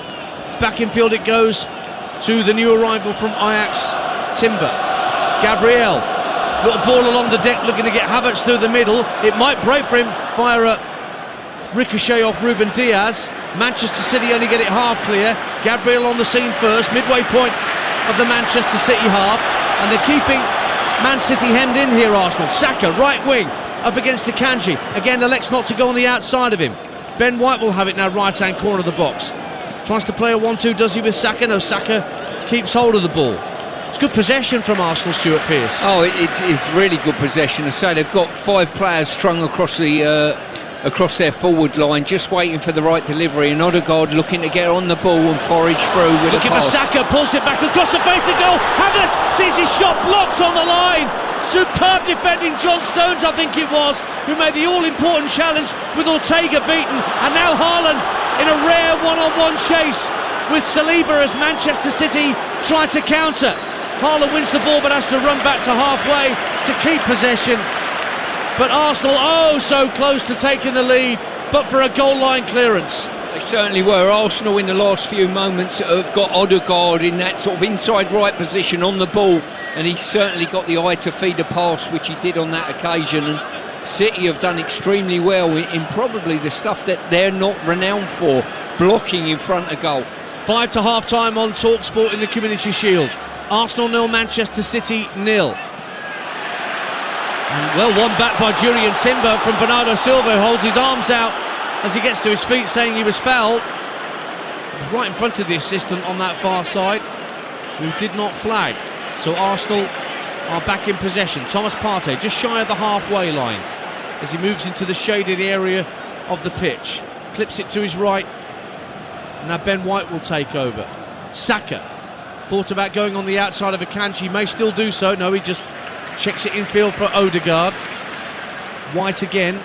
And Arsenal are concentrating a lot of their work down this right-hand side at the moment, Stuart Pearce. Well, the most offensive one in their front line is Saka, but Odegaard, look how tirelessly he's working now just to get on the ball and receive the ball. And certainly, to my experience over the last few years, working directly sort of against him, if you like, for an opposition, is he causes you big problems in that space behind midfield and just in front of your back line. I think Kovacic is starting to follow now. I think the 2 number 8s are in direct opposition when Arsenal are in possession. Here's Ben White for the Gunners, just shy of the halfway line. Grealish facing him up, so he'll play a ball back into square infield to Saliba. Gabriel looks to hit a long ball downfield, trying to get Timber in behind his furthest forward, but the ball skips off the turf, runs through to Ortega, the City keeper. Arteta does his nut on the near touchline, not happy with the quality of the forward pass. 0-0. Yeah, it's been an intriguing game. We felt coming into the game it was going to be a tight affair. It's certainly panned out that way.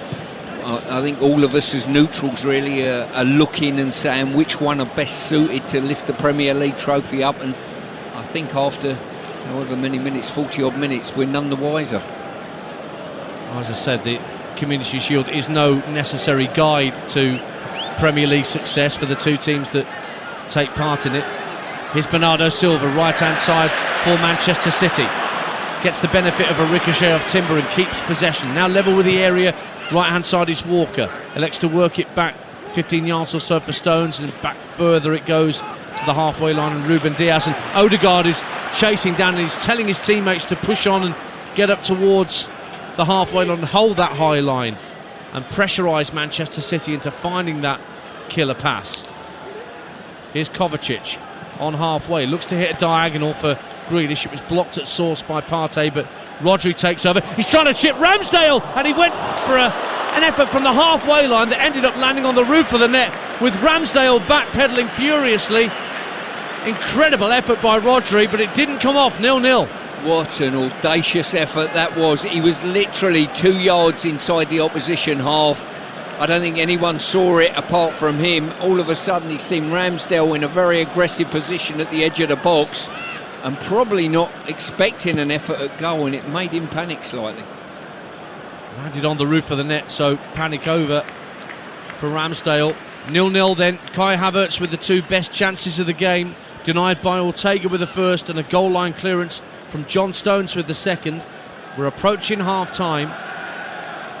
Don't forget, Jamie O'Hara and Jermaine Pennant will be taking your calls on 03717 223344 at the conclusion of this Community Shield. I've got a little question for you, Dance. How much do you think Manchester City are looking and thinking, I wish we had Declan Rice in our squad as well?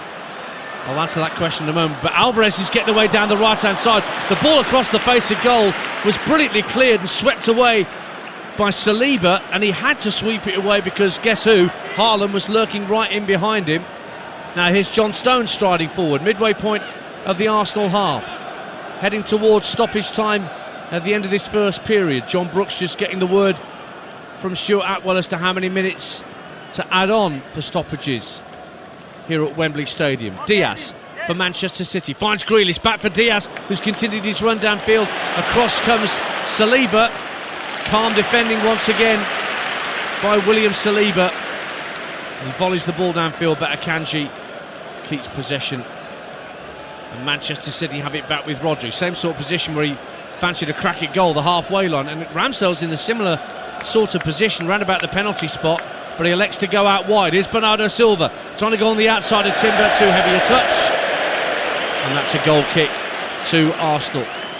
And we're going into 3 minutes of minimum added time at the end of this first period, with a score at 0-0. Stuart Pearce.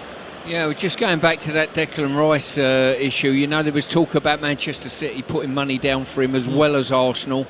Arsenal matched the valuation, and here he is, and I think Arsenal look a better side to have him in the midfield, that is for sure. Well, with no Ilkay Gundogan anymore, then Manchester City have reduced options, let's just say, for the moment, although Kovacic is a more than adequate player to bring in terms of Premier League quality and experience. But Gundogan brought goals to the team as well, didn't he, Stuart? He certainly did. As I say, we mentioned Silva at the back end of last season, but I think Gundogan was probably alongside him in form for the last couple of months.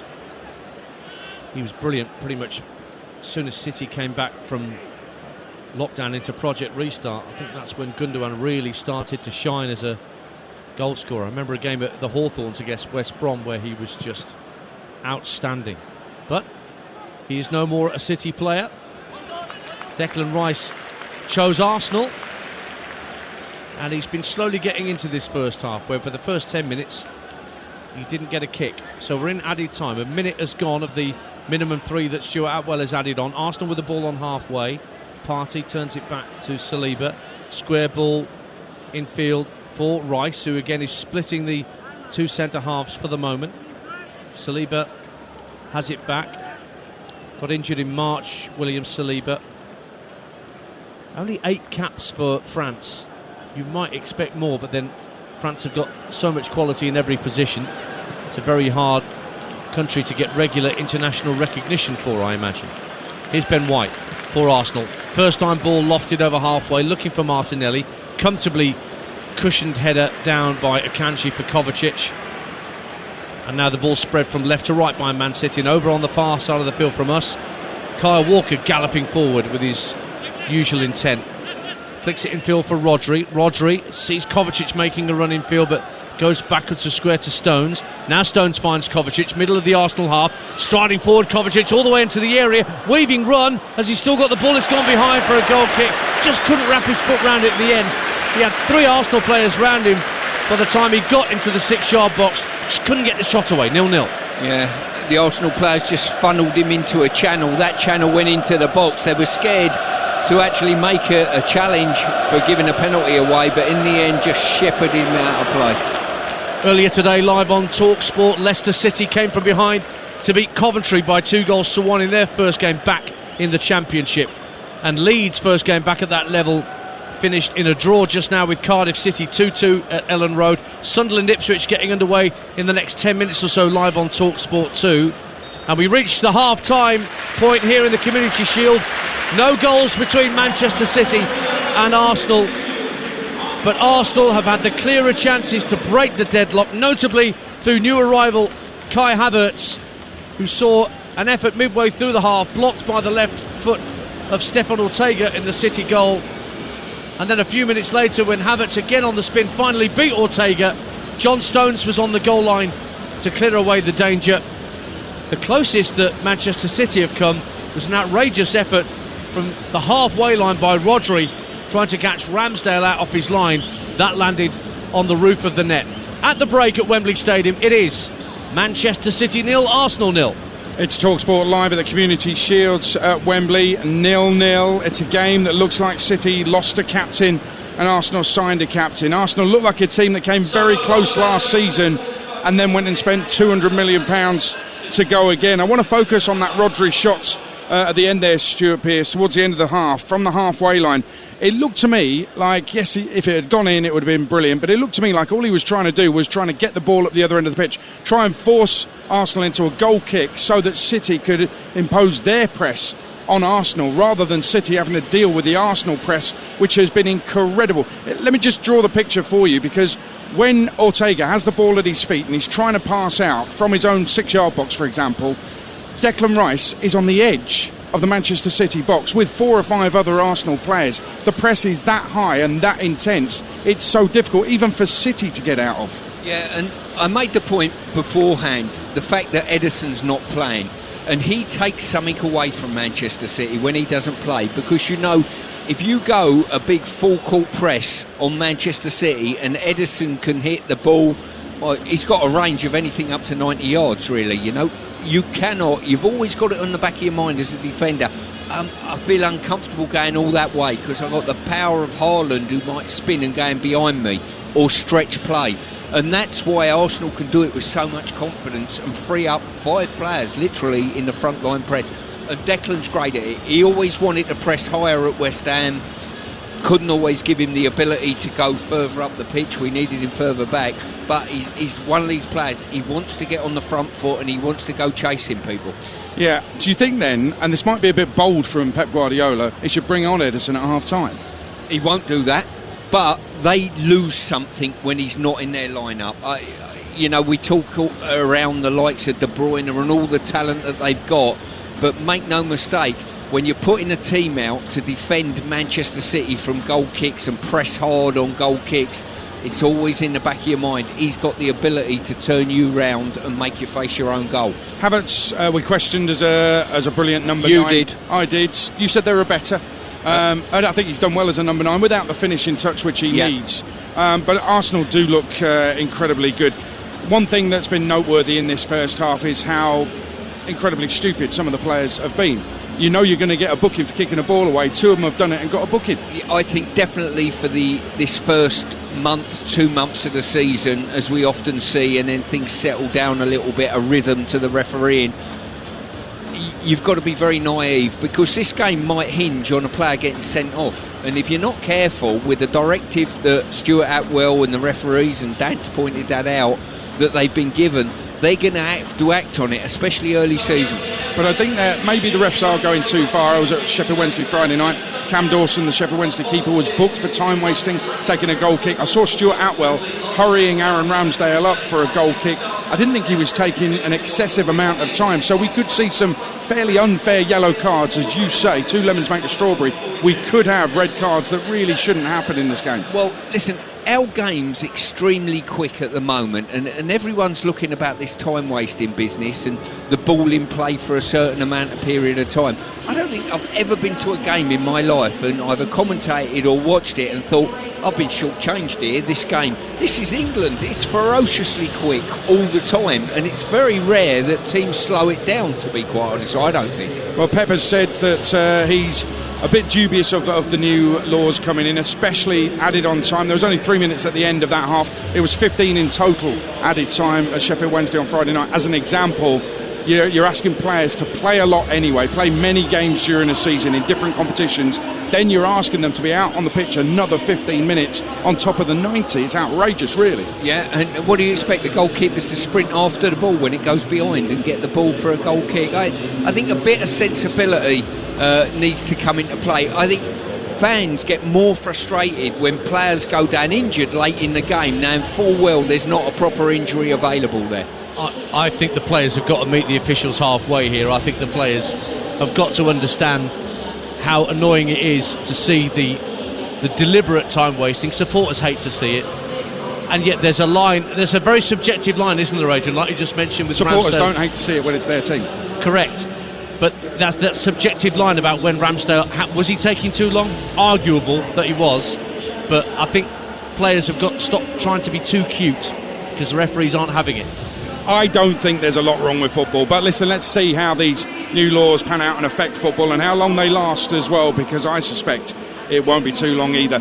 No goals, but it's been a really good game so far. Fascinating tactical battle. Manchester City 0, Arsenal 0, Community Shield live on Talksport.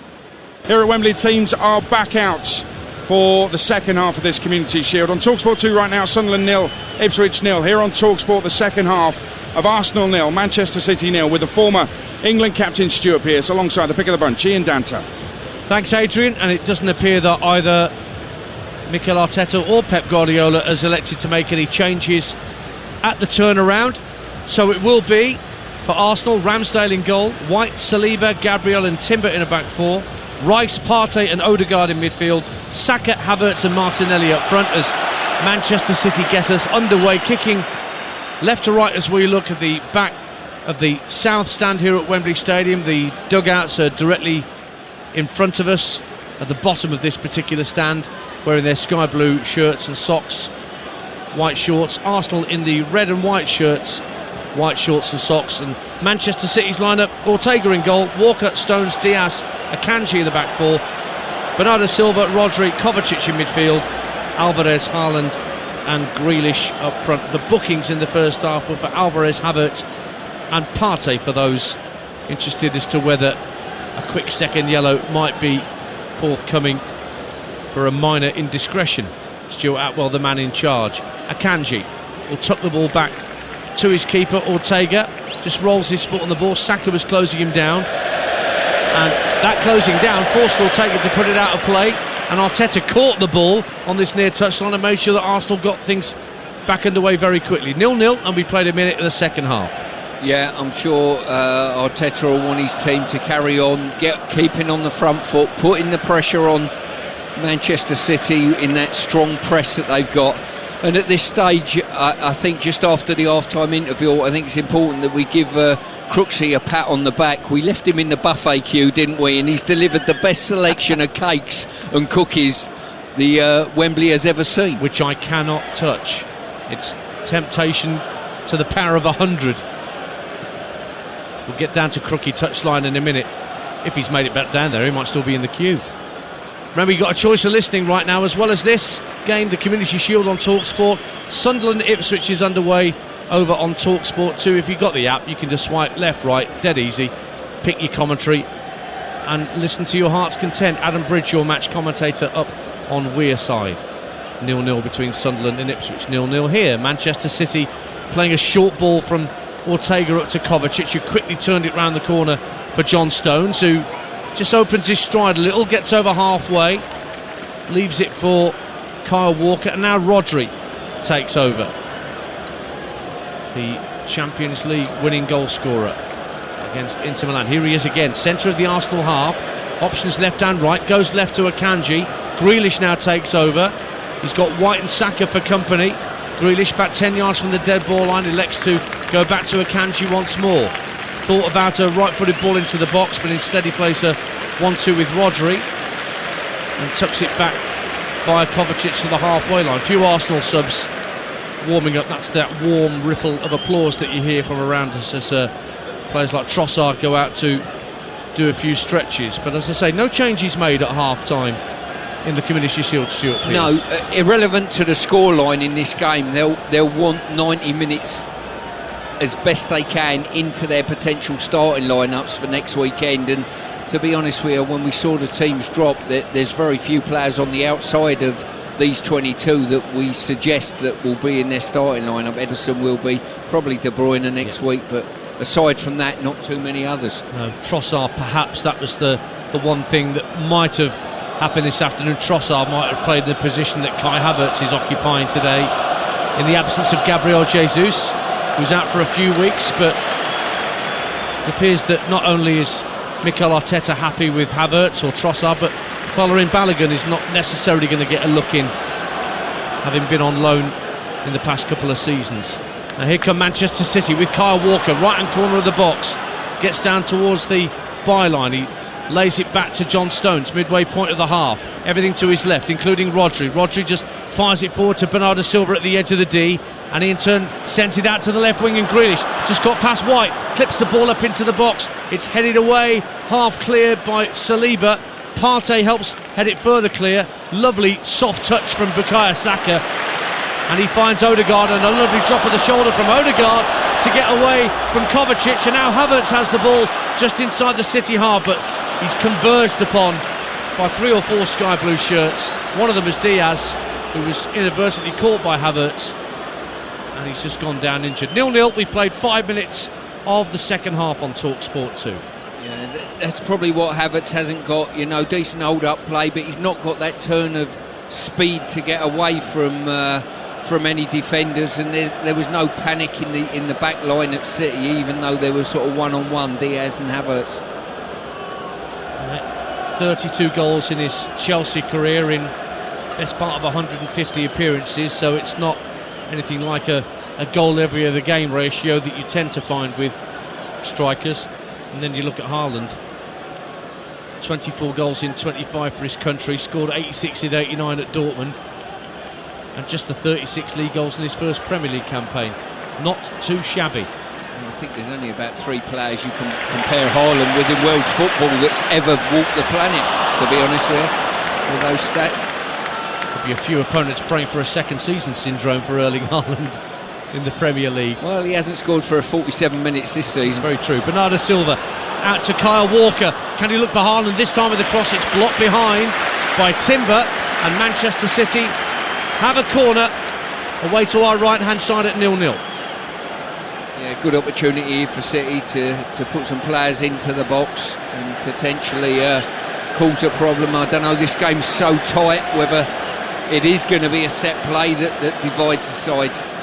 It's Julian Alvarez that's going to take the corner kick, a right-footed outswinger. There's a clutch of sky blue shirts just behind the penalty spot as we look across the penalty area. Now they break slightly as Alvarez addresses the ball deep to the far post. Stones with the header, pushed away by Ramsdale and headed out the box for Saka to try and further clear, and he volleys it out to play for a throw. That's the first real test we've seen for Aaron Ramsdale, and it came from the head of John Stones. 0-0. Yeah, clutch of players just outside the 6-yard box, an outswinger, and it was John Stones who got some momentum into his run, got above everybody. But credit to Ramsdale, he got 2 solid hands to a great header, to be quite honest with you, and parried away. Odegaard is having some treatment, so players coming to this near touchline in Arsenal red and white to get some water on board. Let's have a chat with our touchline guy right down there, Alex Crook. What you got for us, Alex? Quite as lively this half as it was in the first half. Everybody in Arsenal red behind me on their feet. I think they were really pleased with what they saw from Mikel Arteta's team in that opening 45 minutes. Opinion in the press room at half-time, divided on Kai Havertz. Yes, he's held the ball up well. Yes, he's been a good outlet for Arsenal. But surely Stuart Pearce, a proper number 9, converts one of those 2 big chances that he had. Well, the other end of the pitch, what you've got to look at as well, Haaland's had really very little contribution into the game, but you're right in what you say. He had a couple of really good opportunities to get those finishes away, but I'd like to give some credit to the City backline who defended it really well. It's a very good point, actually. If this was our first ever look at Erling Haaland, I'm not sure we'd be climbing into him necessarily, but we wouldn't have much to write home about so far. He's not caught the eye in any way, shape or form, so that's why I think sometimes we pick players out and really put them under the microscope unfairly at times, and I'm just trying to give a balanced view on Havertz. Yeah, we'll get back down to Alex Crook, touchline as we go. Of course, he'll be speaking to all the headline makers at the end of the game here on Talksport at Wembley, and Jamie O'Hara and Jermaine Pennant will take your calls straight after this fixture. 03717 223344 to speak to Jamie and Jermaine about not just the Community Shield but all the EFL football. I bet there's still some QPR fans raging about what happened at Vicarage Road yesterday who might want to call in and have their say on Rangers' performance in the Championship against Watford. 03717 223344. Back underway. Manchester City have possession inside the Arsenal half. Rodri has got Akanji holding on the left-hand side. Odegaard's only just been allowed back onto the field. He's charging back to try and close Akanji down. The cross comes in from Akanji, but Arsenal smuggle the ball clear out to this near side, and Stones protects the ball from Martinelli to allow it to run out for a throw. 0-0. I think probably one of the disappointing things in the game today, I think both teams have got to the byline in good position, but they've not delivered telling enough crosses to really encourage someone to get on the end of it and score. That's the voice of Stuart Pearce, former Manchester City manager and England captain, on Talksport with us this afternoon at Wembley. Arsenal fans trying to raise their voices to our left to get behind their team. It's 0-0 in the Community Shield, and we've played 55 minutes. Akanji brings the ball down on a throw-in from Grealish. Back to the halfway line for Ruben Diaz. Odegaard facing him up. Haaland comes short, he's dispossessed. Chance for a counter-attack for Arsenal, but immediately City get players flooding back, and Rodri is guilty of just clipping the heels of Odegaard. Quickly taken free kick, and Declan Rice powers forward for Arsenal. Out to the left wing, right in front of our commentary position, and Martinelli. Rice goes again ahead of the Argentine. And now Martinelli works it back for Jurrien Timber. Rice, inside left channel, wearing the number 41 shirt, same number as he wore at West Ham, of course. Saliba out to the right hand side for Ben White. What do you make of Ben White as a right back? You know, we see him at Brighton as a centre half. He's had far more football in that position than Tomiyasu did, who was brought in as a right back specialist. Yeah, I think where he's impressed me is his ability to get forward into the final third. I think he's done that reasonably well when I've seen him play in that position. That's always the question mark when you slide a centre half into a full-back position. What are they going to offer you in the final third? I don't think he does too badly, and he also gives you that little bit of extra height alongside your central defenders. Arsenal 0, Manchester City 0. Phil Foden will be coming on very shortly for Manchester City for their first change of the afternoon. Just getting some final instructions from Pep Guardiola. Meanwhile, Arsenal have possession on the halfway line with Gabriel. Partey coming short. He flicks the ball to his right for William Saliba. Just a little chip pass out to Saka on the far touchline, but Akanji was on him straight away, gave him no room to manoeuvre him whatsoever. And so the ball's worked from the Arsenal right to left. And here's Timber, got a bit of space to move into. Good pass from Declan Rice. Timber trying to set Martinelli away, but the ball just dribbled out of play, and the change is going to be made. Let's get down to Alex Crook, who's coming off. Alex, to allow Phil Foden to come on. Yeah, Foden coming on, as you say, Dan. I'm just trying to get a look at the board. You're actually a bit closer than I am, but is it Jack Grealish, I think, who's been called over? I mean, you guys mentioned the first half. As much as Declan Rice was struggling to get a foothold in the game, apart from that early header at the far post, it's been a tough afternoon for Jack Grealish as well. So Phil Foden, almost the forgotten man of Manchester City's treble win last season, he's on, and it's his England teammate Jack Grealish who's making way. Thank you, Alex. Phil Foden then on, 23 years of age now. Phil Foden, I still think of him as being like 17. He's still in the first flush of youth. 22 starts last season in the Premier League for Phil Foden, as he looks to further increase his profile. Now, Saka's gone down on this far side of the field, and there's claims from his teammates that there was rather injudicious challenge from Ruben Diaz. But Odegaard was saying it was a stamp. I'm not sure it was quite that bad, Stuart Pearce. No, I'm certain I didn't see that. I think he just overrun it, probably just got a toe away, and then a slightly late challenge, but I don't think there was too much in that. But it will be a throw-in, I think, to Arsenal rather than a free kick on the far side. Literally, absolutely nothing. He has given a free kick. Yeah, he has given it. So a chance for Arsenal to work the ball in the box here at 0-0. We've played coming up for an hour on Talksport. Deadlock yet to be broken, but a chance for Arsenal to get the ball into the danger area here. It's out on the right-hand side, about 2 yards in from the right-hand touchline, midway point of the Manchester City half. There's 4 Arsenal players standing in an offside position, with Manchester City holding their line on the 18-yard line, with the likes of Saliba and Gabriel standing offside, and Havertz as well. A delay and a bit of a cabbage to take the free kick, as I call it. They're pretending to take the free kick and then stopping short. Declan Rice is the man over it. In it comes now from Rice to the far post, drifts beyond everybody, and it's allowed to drift out of play for a throw-in to Man City, 0-0. Yeah, I've got to say, great ball in there from Martinelli, whipped it in round the back line, but to be fair, City were quite happy to see it shepherded out. Arsenal have won the Community Shield 16 times, second in the all-time winners list, and third in appearances in this game with 23. Manchester City have won it 6 times. The last time they did it was back in 2019, but they've lost the last 2 Community Shields, as Adrian mentioned right at the top of the show, to Leicester City and to Liverpool when that game was played last year at the King Power. There was a game at the King Power this afternoon that went Leicester City's way, live on Talksport. They came from behind to beat Coventry City by 2-1.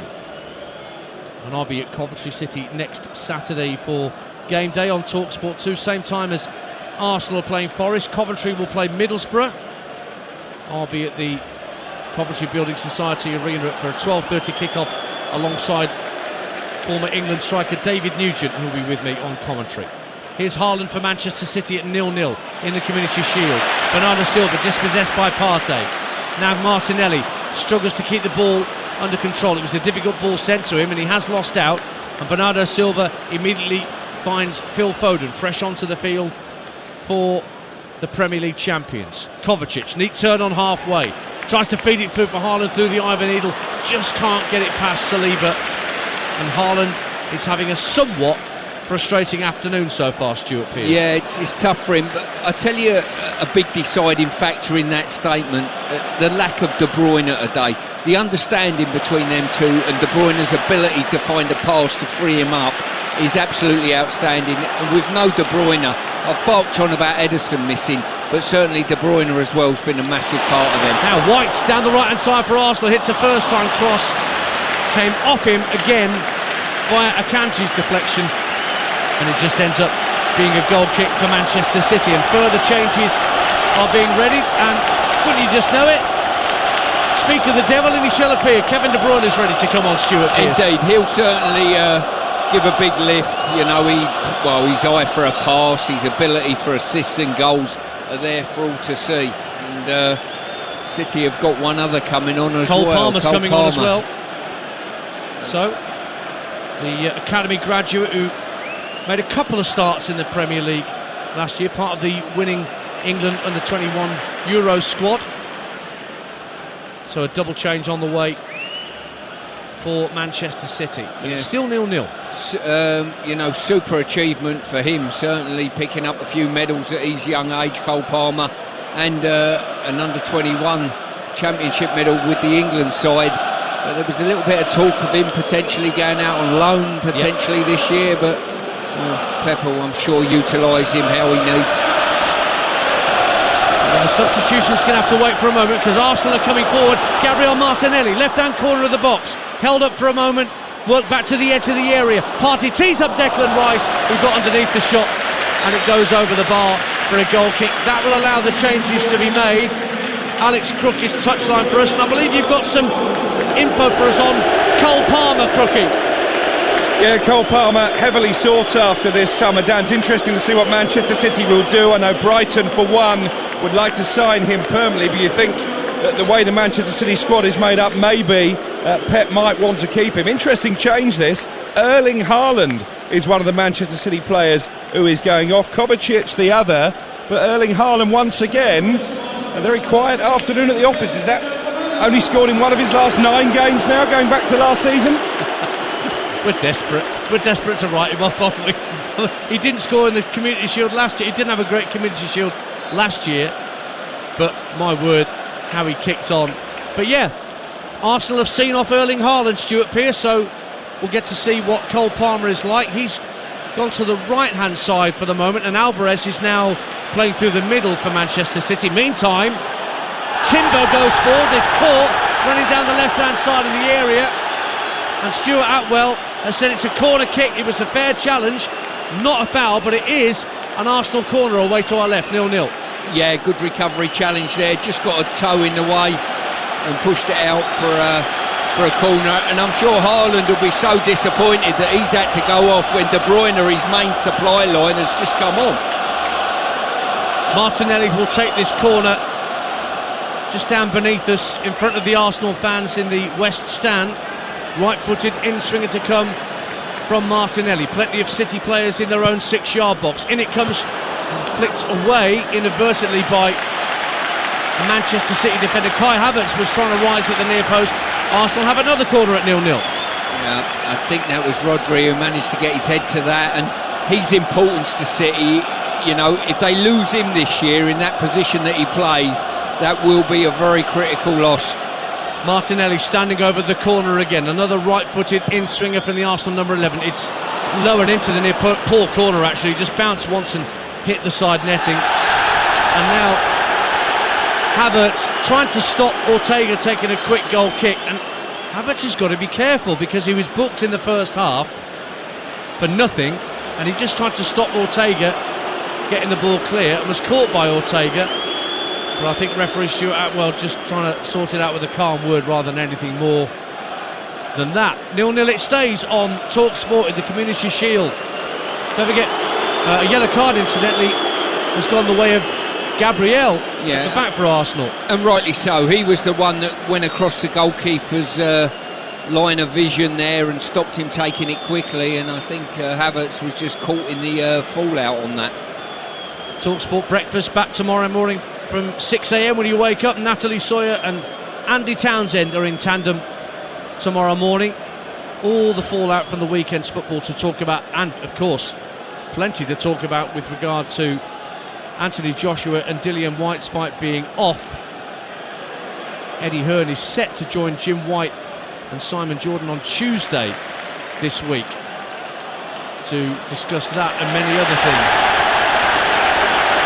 Great work from Declan Rice to dispossess Bernardo Silva, doing exactly what Stuart Pearce was talking about in the first half, but this time running back towards his own goal to nick possession back for Arsenal. 0-0. Yeah, playing in that more advanced role, probably another 10-20 yards advanced than he's used to, but his recovery runs and how he eats the ground up is incredible. People think they've got a lot of time on the ball and he actually creeps up on you so quickly.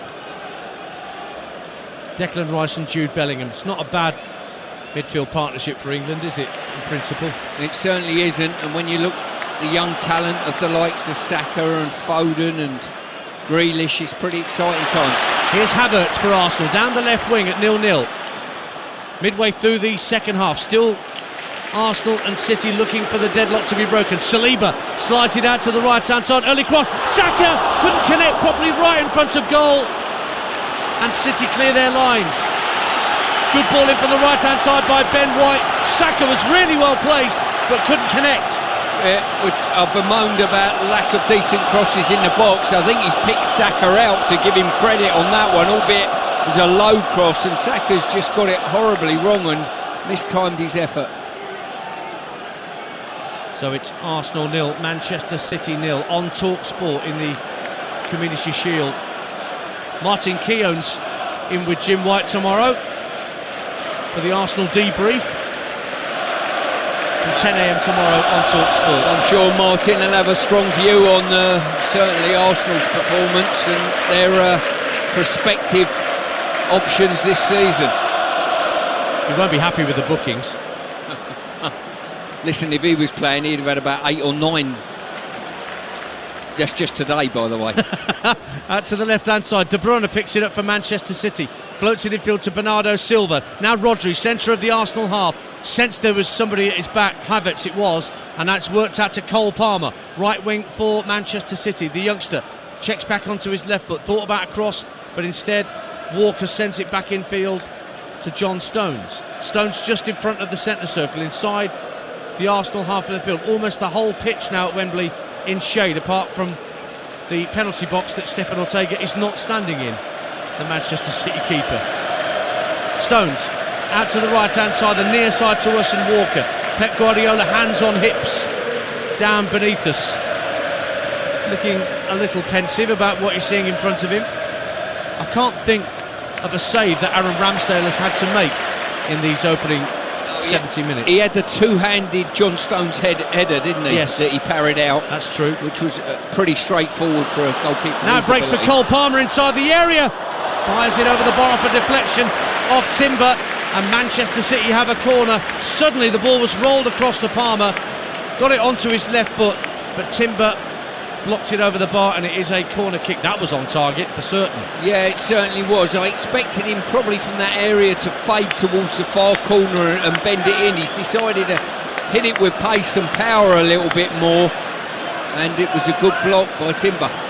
Short corner, Foden to the right hand corner of the Arsenal box, forced to go back to Walker, who's in possession in the centre of the half. Cross to the far post, Diaz tries to head it down for a teammate, and Arsenal elect to put it behind for a corner. It was Timber again who put the block in, and Manchester City have another corner in front of their supporters at 0-0. Yeah, we haven't had too many clear efforts at goal, but what both teams have done, they've managed to get blocks, haven't they, in front of the goal, which has made the goalkeepers redundant on occasion because of their ability to block shots. Well, De Bruyne and Foden are over on the far side, and the ball's played short by De Bruyne to Foden. Early cross into the near post, it's chested down by White. Martinelli just lobs it downfield, hoping for a red and white shirt to get there first, but comfortable for Kyle Walker.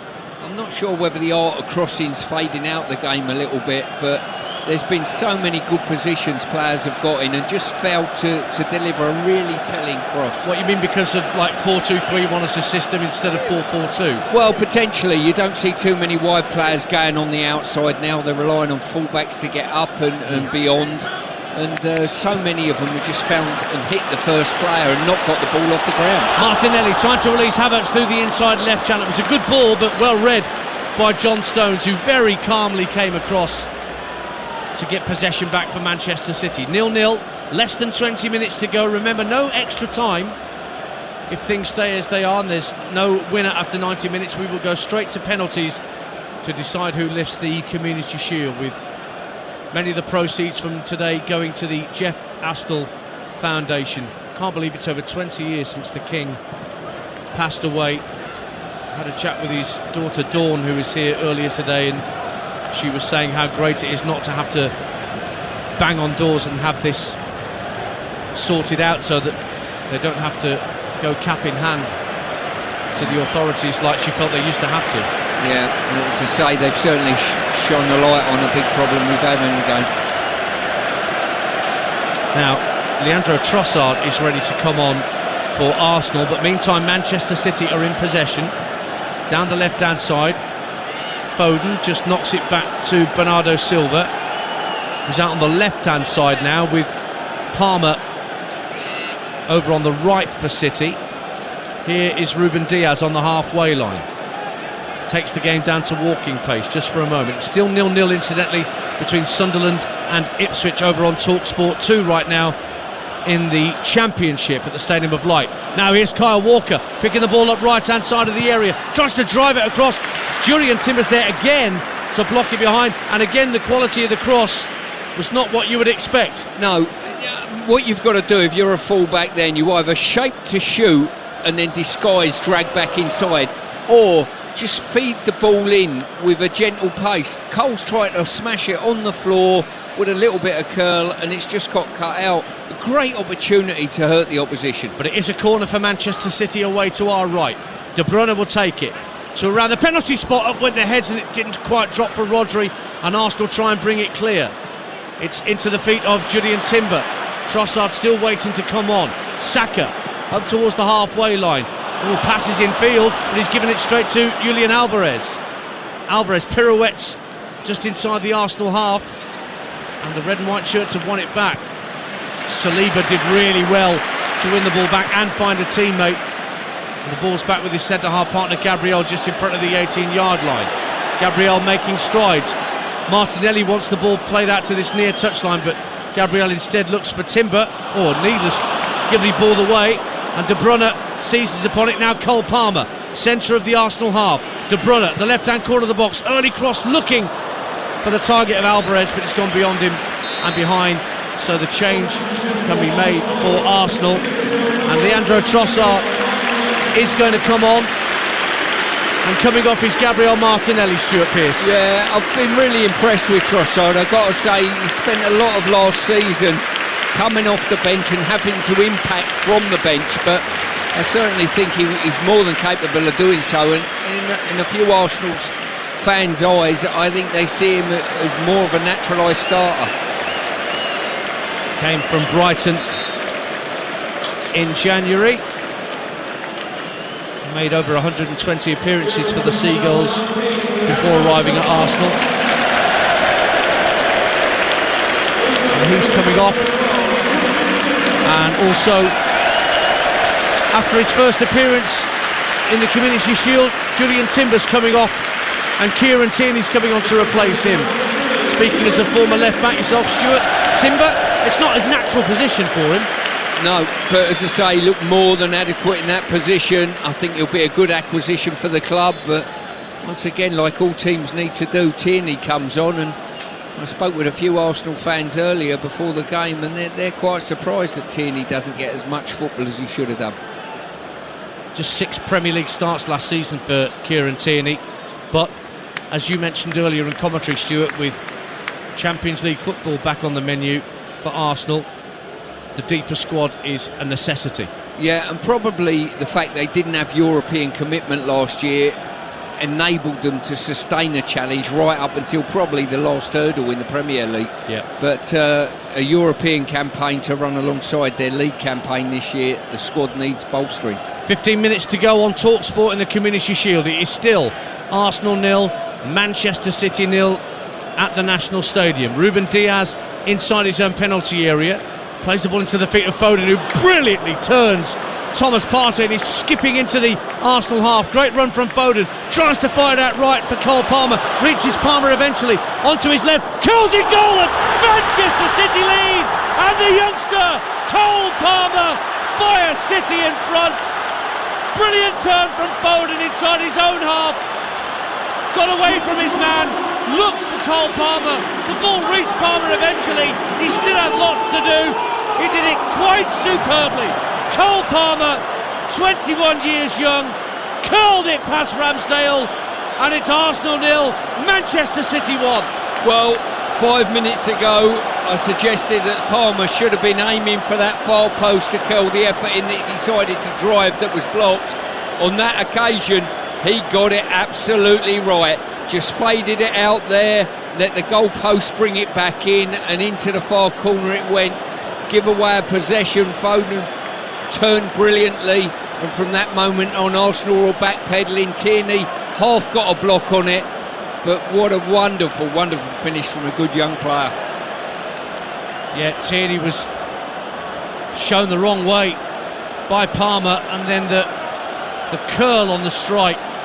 Ramsdale grasping for thin air but couldn't get near it, and so Manchester City hit the front as we enter the last 11 minutes or so of the game here at Wembley Stadium on Talksport. It's probably what the game needed, to be fair, wasn't it, Dan? You know, it's almost looking like a stalemate, really. Another winner of the under-21 Euros for Lee Carsley's men, Cole Palmer. So he separates the two sides with about 12 minutes to go. Arsenal have made plenty of changes. Can they make any of them count? Trossard wants the ball, he's just come on, but the ball that was fired out to him by Odegaard easily cut out by Kyle Walker. Odegaard tried to dispossess Rodri, but Rodri was like an oak tree still in midfield, wouldn't let the ball leave his feet, and now De Bruyne sends the ball out to the left hand side for Foden. Two substitutes combining, both wearing bright orange boots this afternoon. Now it's worked back by Akanji to Diaz. Bernardo Silva looks for John Stones on the halfway line.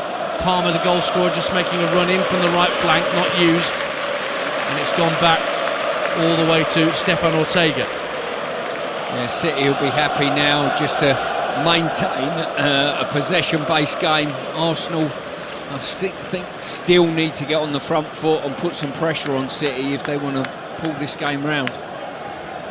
Now Cole Palmer, the goal scorer, looking to take on Trossard down this near side. Almost loses his footing, but keeps the ball, at least for the moment. But in the end, Kieran Tierney gets the ball half clear. Good touch from Havertz under pressure from Rodri, and the ball's back with Gabriel inside his own penalty area. Lovely clip pass out to this near side for Declan Rice. Rice is making strides up towards halfway, looked infield for Trossard, but Rodri's there again, running back into his own half to retrieve the ball for the Premier League champions and treble winners from last season. Ball's out of play. They're going to add another trophy to their collection if they're not careful here, Manchester City. Well, they've certainly got the potential of that, and as I say, it's been a brilliant finish to last season. The way it looks, might be a good start to this one. Well, Declan Rice is coming off for Arsenal with 11 minutes to go to allow Eddie Nketiah to come onto the field. Nketiah was saying in the press this week how he'd met up with Arsene Wenger a few days ago, who gave him a glowing review and recommendation of his talents.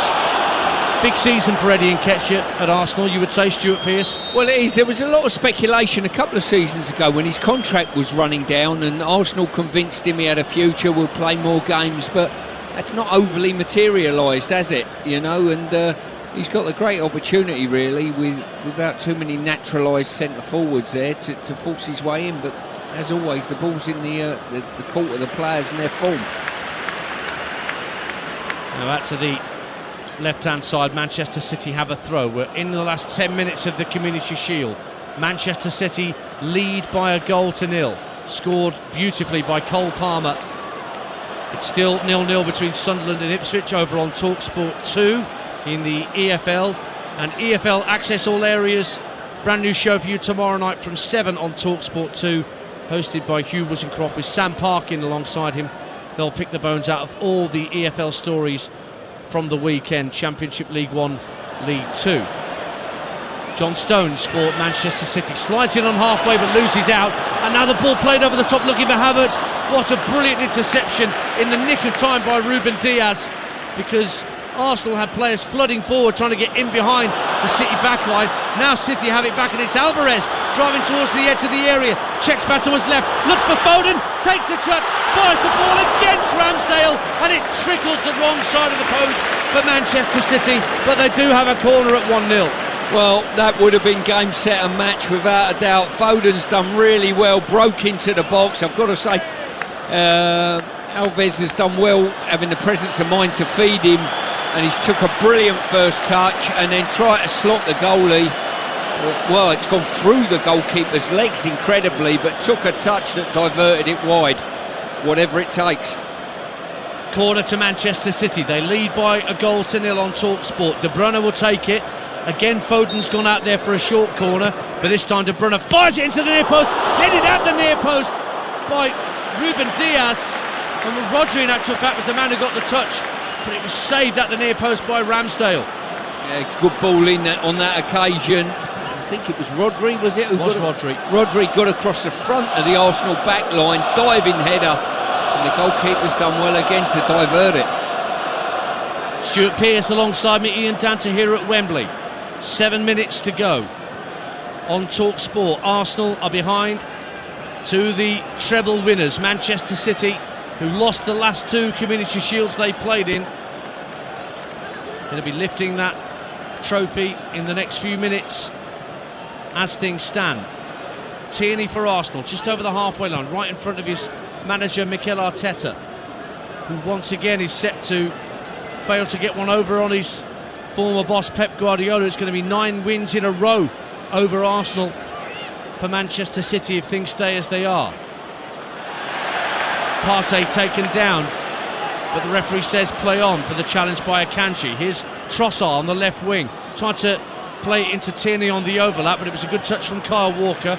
Trossard, though, sensibly works it infield to Partey. Now Odegaard's got 2 players on him straight away, and a hurry pass from Partey allows City to win it back. But De Bruyne can't get the better of Partey that time, and it's back with Ramsdale, 1-0 City. Yeah, Arsenal just finding it difficult to break City down now. City quite happy, sit in slot and make sure that the ball's played in front of them, and when Arsenal have tried to play through them, they've just shut the door on it. Ball's back with Aaron Ramsdale. Nketiah just jogging around the halfway line, wanting a little ball over the top, and so too is Havertz. It's gone long from Ramsdale. Nketiah rises with stones. Akanji comes across from left back and guides the ball back to Ortega. Nketiah was sliding in as the keeper cleared his lines. Manchester City win it back. 1-0 they lead. Foden just over the halfway line finds De Bruyne. Got 2 Arsenal players around him, and in the end Saka hits it against Odegaard and goes out of play for a Manchester City throw. I'm going to state the bleeding obvious now. City is such a different dimension when De Bruyne's in there, isn't he? You know what he got to do, how he holds on to the ball, making the right judgment calls with the ball. What a player. Just an extraordinary talent, and you're right, his understanding with Haaland will surely blossom many times again this coming season in all competitions. And we'll have Manchester City's first Premier League game live on Talksport this Friday night from Turf Moor, when they take on their old mate Vincent Kompany and Burnley, freshly promoted to the Premier League. That's Friday night on Talksport, and then we're with Arsenal Saturday lunchtime at home to Nottingham Forest as part of Game Day exclusive. That's a 12:30 kick-off, and then Adrian takes you around the grounds from 3, whilst Bournemouth West Ham is live on Talksport 2 at the same time, with Nigel Adderley and Perry Groves at the Vitality for life after Declan Rice for West Ham United. A couple of players set to come on for Arsenal. Let's get back to Alex Crook on the touchline. Got anything for us down there, Alex? Well, a lot of talk about fullbacks, and of course you've got a great former England fullback alongside you. Kyle Walker, heavily sought after by Bayern Munich this summer, wearing the captain's armband for Manchester City. I think he's been exceptional this afternoon. The way that he kept Martinelli quiet. Trossard has barely had a kick since he came on. Surely, Stuart, City have to keep Kyle Walker. Well, I think you made a great point there. I'm of that opinion. Yes, he's getting on a bit, but the athleticism that he's got, he's more athletic and quicker than any player on the pitch. So it's only when their legs start going that you look to move them on. He's showing no signs of that. A couple of changes for Arsenal. Emil Smith-Rowe coming on for Gabriel. and Fabio Vieira replaces Kai Havertz. It's a last throw of the dice for Mikel Arteta to try and get Arsenal back on terms in this Community Shield, because at the moment it's going the way of Pep Guardiola and Manchester City. Arsenal have got 3 minutes of normal time plus whatever Stuart Atwell wants to add on here at Wembley before the full-time whistle goes. And don't forget, once the full-time whistle goes and we're done here at Wembley, Alex Crook will be chatting to all the headline makers, touchline, and then Jamie O'Hara and Jermaine Pennant will take your calls on 03717 2233 44 here on Talksport. More football than anybody else this season across our network from a whole host of different competitions. Manchester City holding on to this 1-0 lead and not really under any pressure for that 1-0 lead. They have the ball at the end of the field they want it at, but then there's a foul. A little bit of a footing by Cole Palmer to try and stop Arsenal getting the ball clear. Attendance has just been announced, 81,145 here at Wembley for the Community Shield. And it's been a much sunnier, brighter day than the fairly horrid day we all went through yesterday watching our football. I don't know if I've ever heard of a game being called off for a waterlogged pitch in August like it was at Colchester yesterday. Amazing stat that, when I saw the results come in and saw that underneath that fixture. Only in England. Yeah, you'd think so. Now here's Ramsdale for Arsenal, under a bit of pressure, gives the ball away to De Bruyne, 30 yards out. Oh, Arsenal snuck the ball back in the end. Loose pass from Ramsdale, almost paid the price for that. But Arsenal have it back. But they're not asking too many questions of Ortega or the Manchester City backline in these closing stages. Manchester City closing in on the Community Shield, but then Rodri hauls down Partey. No booking, just a free kick, and again the Arsenal fans not happy with the lack of extra punishment. Yeah, I've been a bit frustrated with the Arsenal fans baying for blood on every little occasion, but on that occasion that should have been a yellow card. That's Stuart Pearce alongside me here at Wembley. Ball's back with Ramsdale. There's a short pass to Saliba, just ahead of his own 18-yard line. Fires the ball up to Partey, just shy of the centre circle. Now Kieran Tierney. Trossard's come short down this near side. Nketiah tries to spin into an inside left channel. Ball's with Trossard once again. Emil Smith-Rowe's out there, so to Fabio Vieira in a central position, but a much different player to Kai Havertz. Fabio Vieira, a much smaller player. We're into 8 minutes of minimum added time. 8 minutes, and Pep Guardiola looks at the fourth official and says, what? There'll be a lot of that this season. There certainly will be. Those 8 minutes added to the 3 minutes in the first half. We're on double digits, aren't we, for a game like today, where I don't see too many time wasting situations. Pep Guardiola very unhappy at the amount of football his team are having to play. There's a simple solution to that: stop winning everything, then you won't have to play every game. Headed clear by John Stones. Arsenal tidy up at the back, and it's back with Aaron Ramsdale once more. So we're into that first of the 8 minutes minimum that have been added on by Stuart Atwell at the end of this Community Shield. Time enough for more goals here on Talksport. Will it be Manchester City able to extend their lead, or can Arsenal get level and force a penalty shootout? Here's Nketiah for Arsenal, right hand side. Stones has gone out to engage him. Nketiah plays it back in field to Odegaard, centre of the City half. Square ball for Tierney, out to the left hand corner of the box, and Leandro Trossard. Trossard faced up by the goal scorer Palmer. Now Smith-Rowe takes over.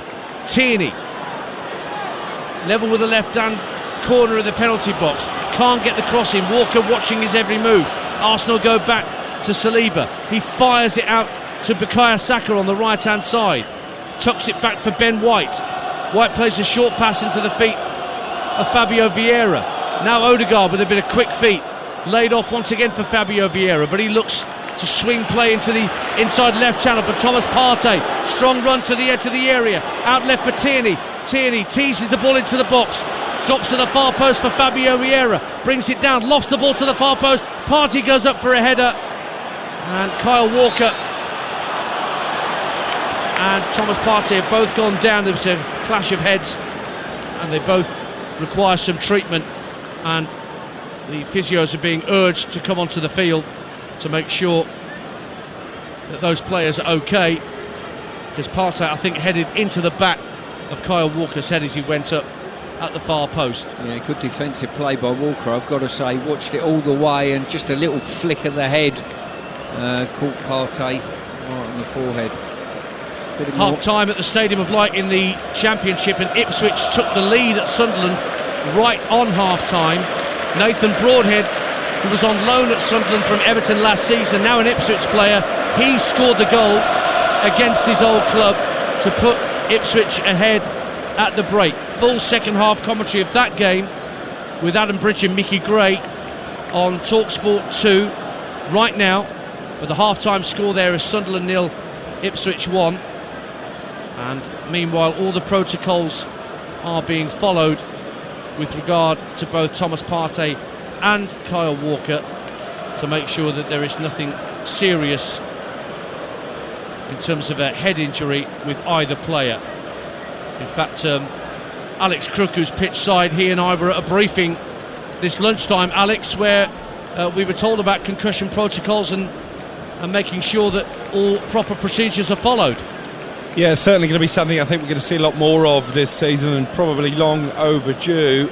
I have to say they're both looking a little bit groggy here at the moment. Thomas Partey is sat upright. He is just being attended to by members of the Arsenal staff. So too Kyle Walker to his left. And we were told, weren't we, that if a player does suffer concussion, then they wouldn't be able to play again for 12 days. So we'll keep a close eye on this. That's right. And if you're playing in the community football and you suffer what turns out to be a concussion, then 21 days is the mandatory period.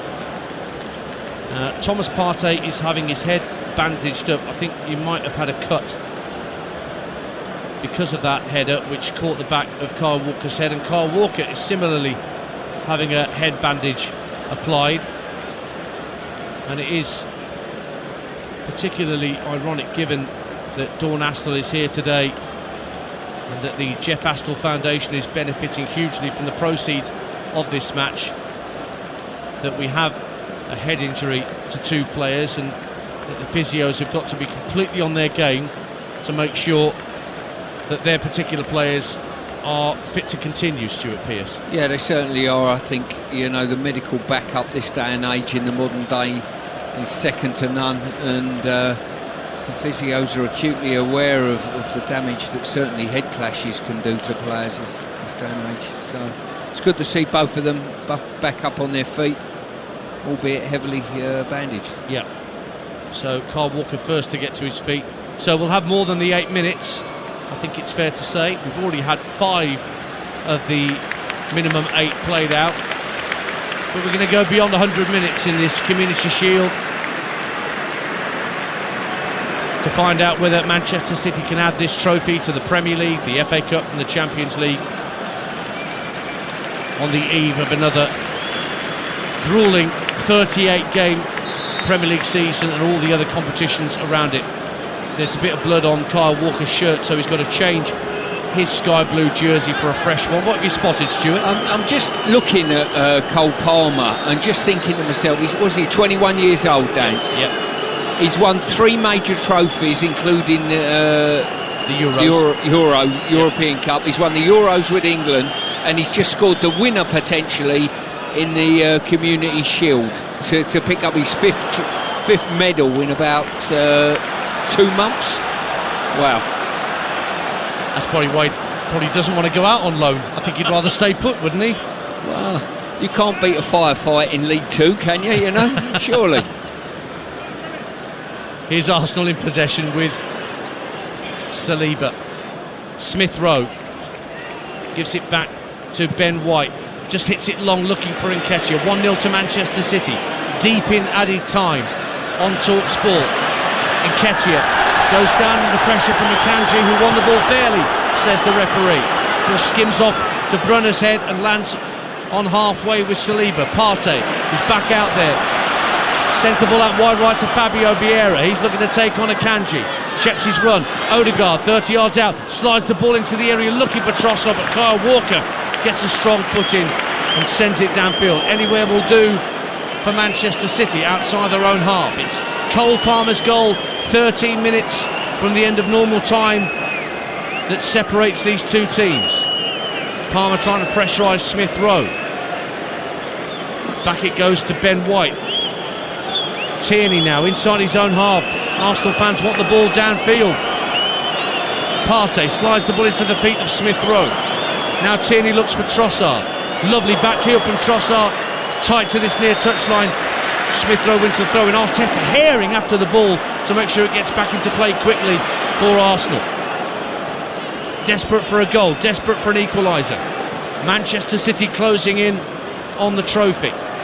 Ben White just shy of the halfway line.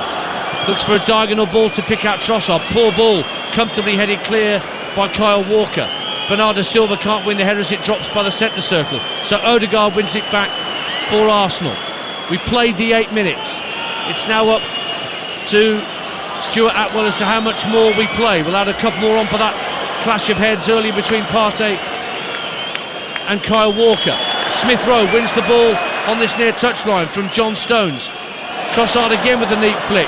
Good pass in field from Smith Rowe. Partey finds Nketiah, and now Saka head to the D, to the right hand side of the box for Fabio Vieira, and the cross is poured straight onto the chest of Ruben Diaz, and it's just hoofed downfield by the City backline. 1-0. Yeah, as I say, really disappointing cross there by Vieira. Nketiah didn't do him too many favours, pushed him too out wide, but you really, a player of his ability has got to get his foot round that and deliver it to the far post. The foul gives Arsenal a free kick inside their own half. 99 minutes played.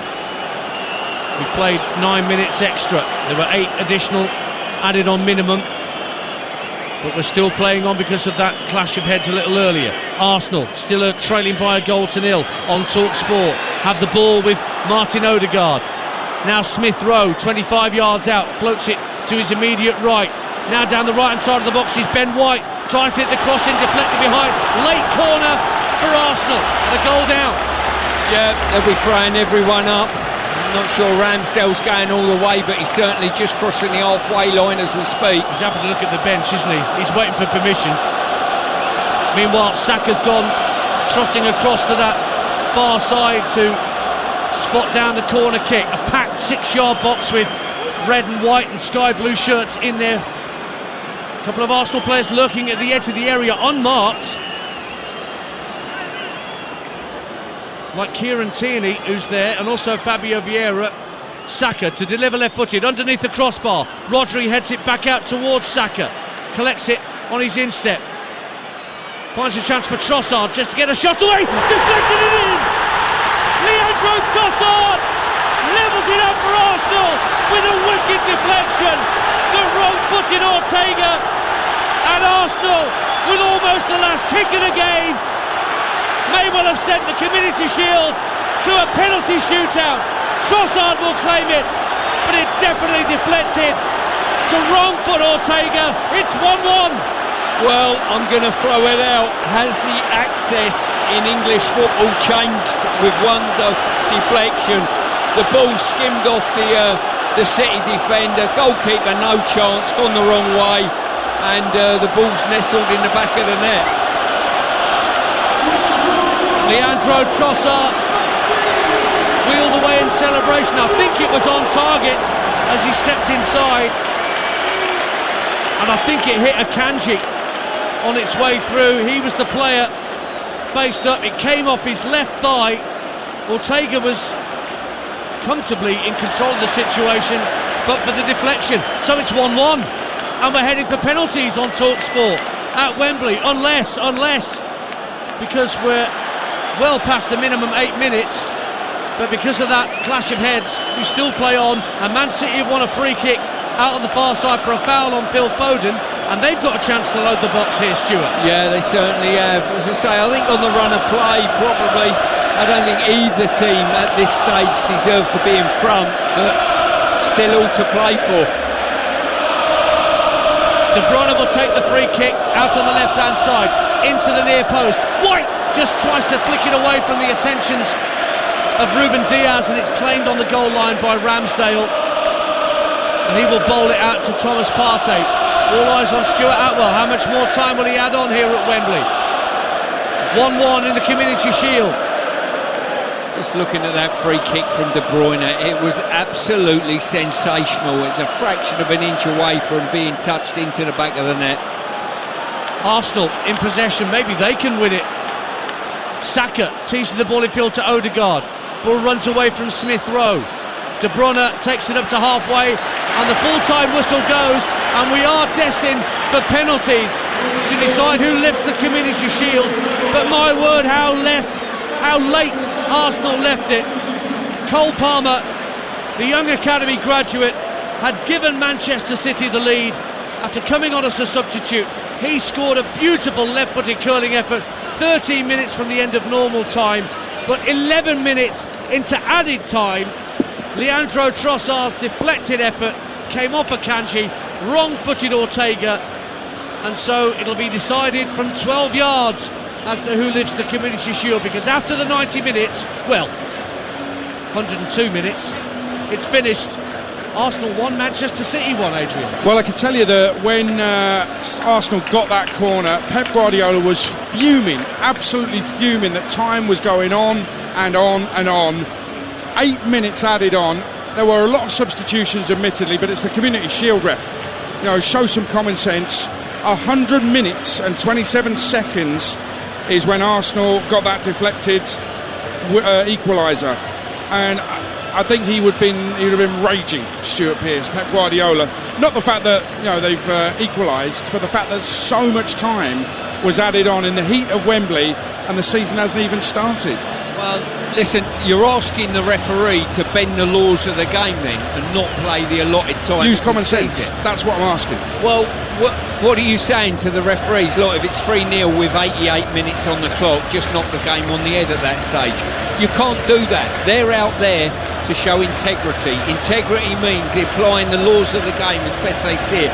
You can't start knocking minutes off just to suit the occasion. I'm afraid you can't do that. But are they adding minutes on because they've been told, punish time wasting, which we didn't see much of? I didn't, anyway. No, and I don't see it myself, I've got to say, but they're under pressure themselves. They've had this directive, Dance has made us aware of that, and for them not to come in and put that into implication, then they're going to be pulled in front of the authorities and stood down from games, because we don't back referees if they have a bad time. There was only one goal in the game, but I was told at this strategy meeting that goal celebrations are now going to be properly taken into account. They're supposed to have been before, from what I was led to believe, but apparently referees are now adding on time for how long it takes for a team to get themselves back in the position to restart the match after a goal's gone in. So I don't know how much that played into Stuart Atwell's thinking along with the substitutions, but I think they've got to set a precedent, Adrian, because they've got to. This is a televised game that's being shown around the world. All the other Premier League managers and players and coaches are watching this, and they're thinking, well, all right, this is what we've got to come.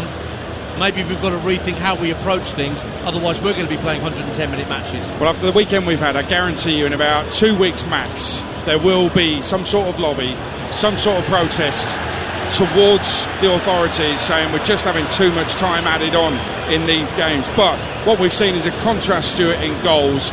A wonderful goal from Cole Palmer, and a rather fortuitous. Listen, you've got to have a ticket to win it. You've got to have the shot. It's taken the deflection. Keeper's already gone. And Trossard coming on, he was their top scorer pre-season. Well, it just shows the importance of the bench, doesn't it? We looked at the starting lineups for both teams. City made substitutions, one of them come off the bench, a young player who scored.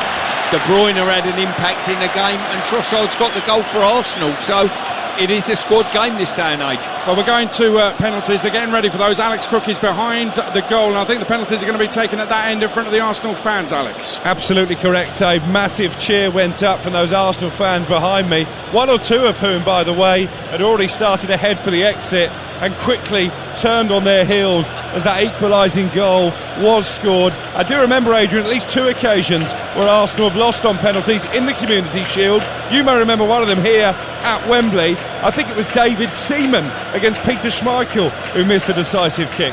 Wonder if we'll go that far today. Spectacular memory from Alex Crook. I wonder how he remembers that. It is a penalty shootout. It's about to get underway here at Wembley, live on Talksport. Don't forget that the full-time phone-in is coming up when we're done, when the trophy has been lifted here at Wembley. Jamie O'Hara and Jermaine Pennant will be taking your calls. Book them in now. 03717 223344 as the two goalkeepers make their way towards the goal and the rest of the players stand on the halfway line. Here's the penalty shootout. The Community Shield is up for grabs after a 1-1 draw. Here's Stuart Pearson, Ian Danter. Well, the last time I did a penalty shootout on Talksport with Stuart Pearce, it was one of the worst penalty shootouts we've ever witnessed. Germany against Italy in Euro 2016. I don't know whether you remember it. I do remember it well. It was quite an embarrassment to penalty takers. Simone Zaza with the Fred Flintstone bowling a bowling ball run up and then skying it 20 yards over the bar. Let's see what the quality is like today. Martin Odegaard is first up. Arsenal get first dibs in this penalty shootout. So it's Odegaard with a fairly straight run up from the edge of the area up against Ortega. Ortega stands on his goal line and Ortega is sent the wrong way by Odegaard and Arsenal are off and running. Yeah, really good solid finish there. A sort of staggered-ish type of run up and he just slotted it. Ortega dropped to his left, had no chance. Now, one thing I also learned from this refereeing strategy meeting is that goalkeepers are being told not to muck about on the goal line as they wait for a penalty to be taken. They're meant to be, much more sporting, shall we say, in terms of how they prepare for a kick to be taken. De Bruyne is up for Manchester City's first penalty against Ramsdale, standing just behind his goal line. De Bruyne, right-footed, hits the crossbar and it stays out. It hit pretty much the centre of the crossbar. Ramsdale had dived to his left, but after a penalty apiece, Arsenal have the advantage as De Bruyne hit the crossbar. It actually nearly hit the angle of post and bar. It was a really well-placed penalty, bar probably 3 inches, smashed the underside of the bar and come back out. Goalkeeper gone the wrong way. Well, Leandro Trossard's always is already pretty popular with Arsenal fans for the way he's performed since coming in from Brighton. He's got the next penalty. He's the man that equalised in the 11th minute of added time here to force this penalty shootout. And Trossard is second up for Arsenal against Ortega. Short 2 or 3 pace run up for the Arsenal number 19. Just waits for a moment, slow run up, right footed, sends Ortega the wrong way, puts it into the bottom right hand corner. Arsenal 2 from 2. Yeah, really strong penalty there. Trossard just sat on the ball, let the clock wind down a little bit, heaped the pressure back on the goalkeeper, that nervous energy, and just side-footed it into the far corner.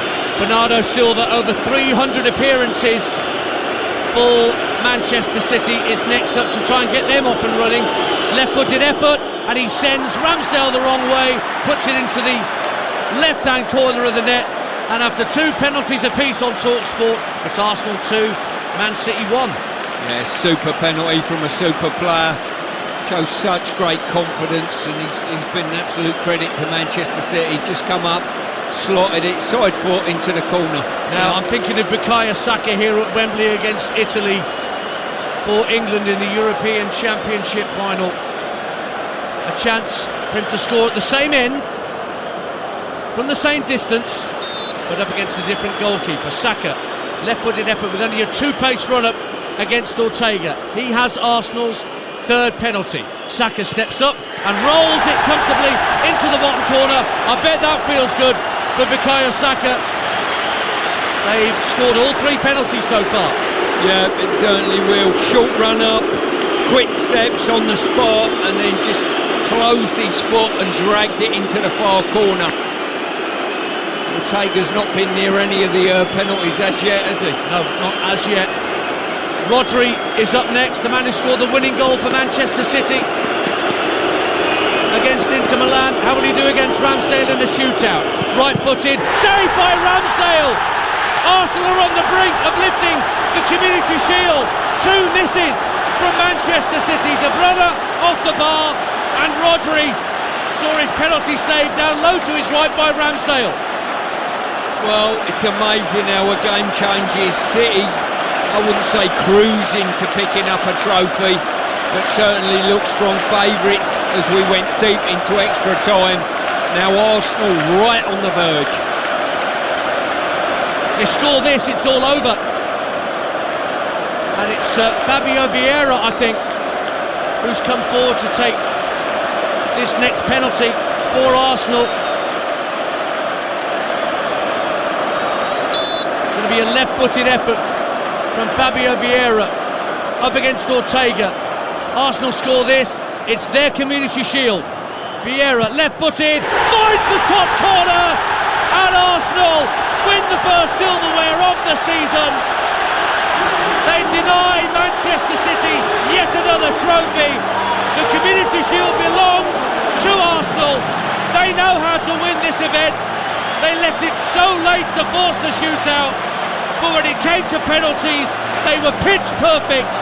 They win by 4 penalties to 3, and Manchester City have to lick their wounds and come back to try and retain the Premier League title. Vieira with the all-important penalty, and it was beautifully struck, Stuart. It certainly was, probably the pick of all the penalties.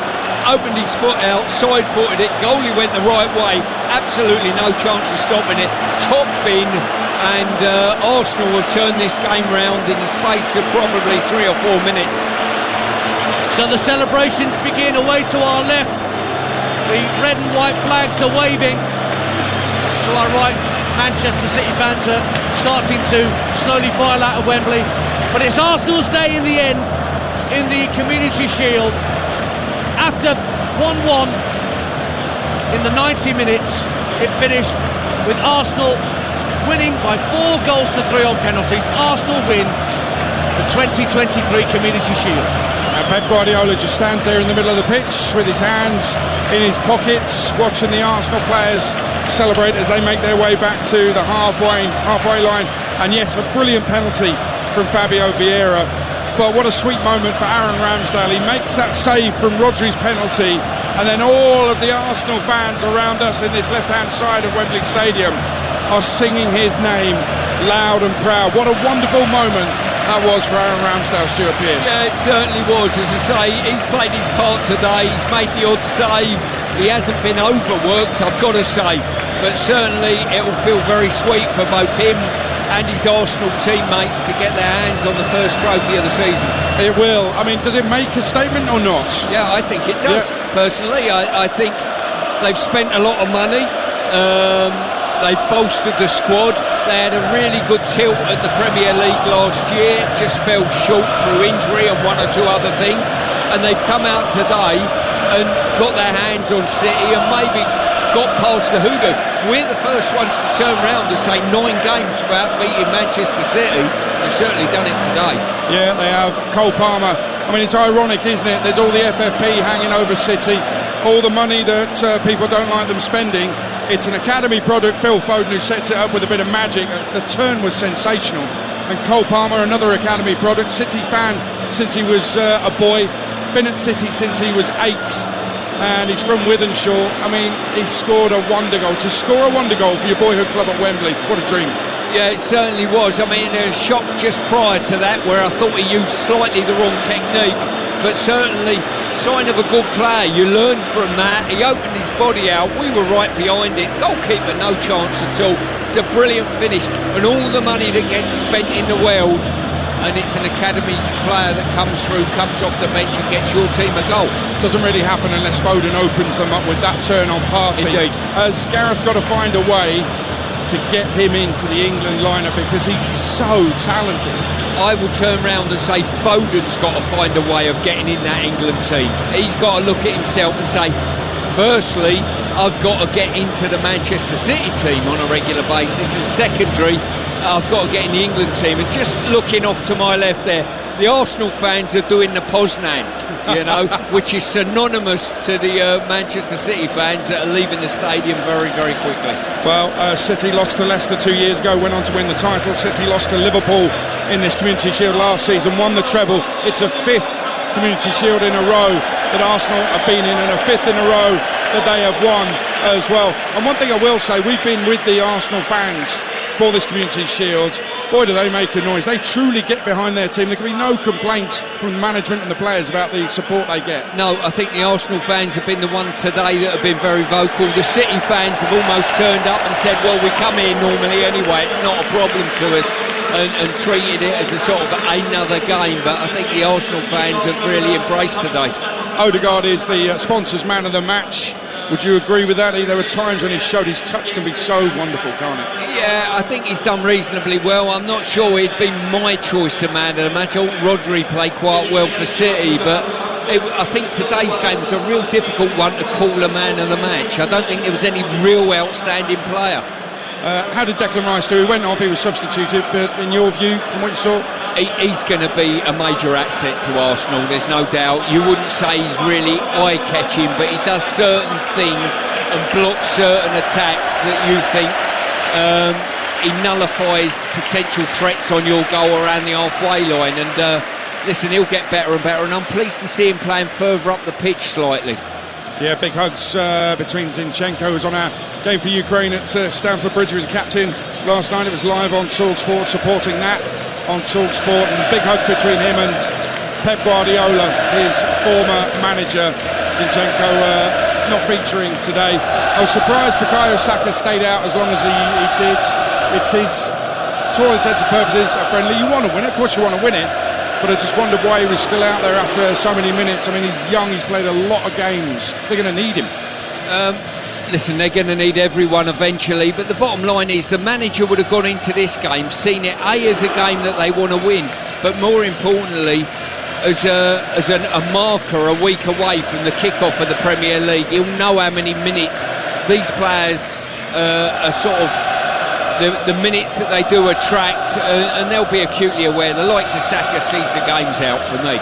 Well, Arsenal, you have to say, I don't think they deserve to lose it. The first half performance, the pressing was amazing, the work was incredible, some of the football was superb as well. And actually, yes, it's a wonder goal from Cole Palmer, but I thought it was a little bit harsh on Arsenal. So yeah, a fortunate equaliser, but over the course of the 100 or so minutes, you've got to say that they deserved certainly to be on level terms, and then they've gone and won the shootout. Yeah, without a doubt. I don't think any team deserved to win it over the allotted time of normal play, and then you go into a penalty shootout, and I've got to say Arsenal took some outstandingly good penalties.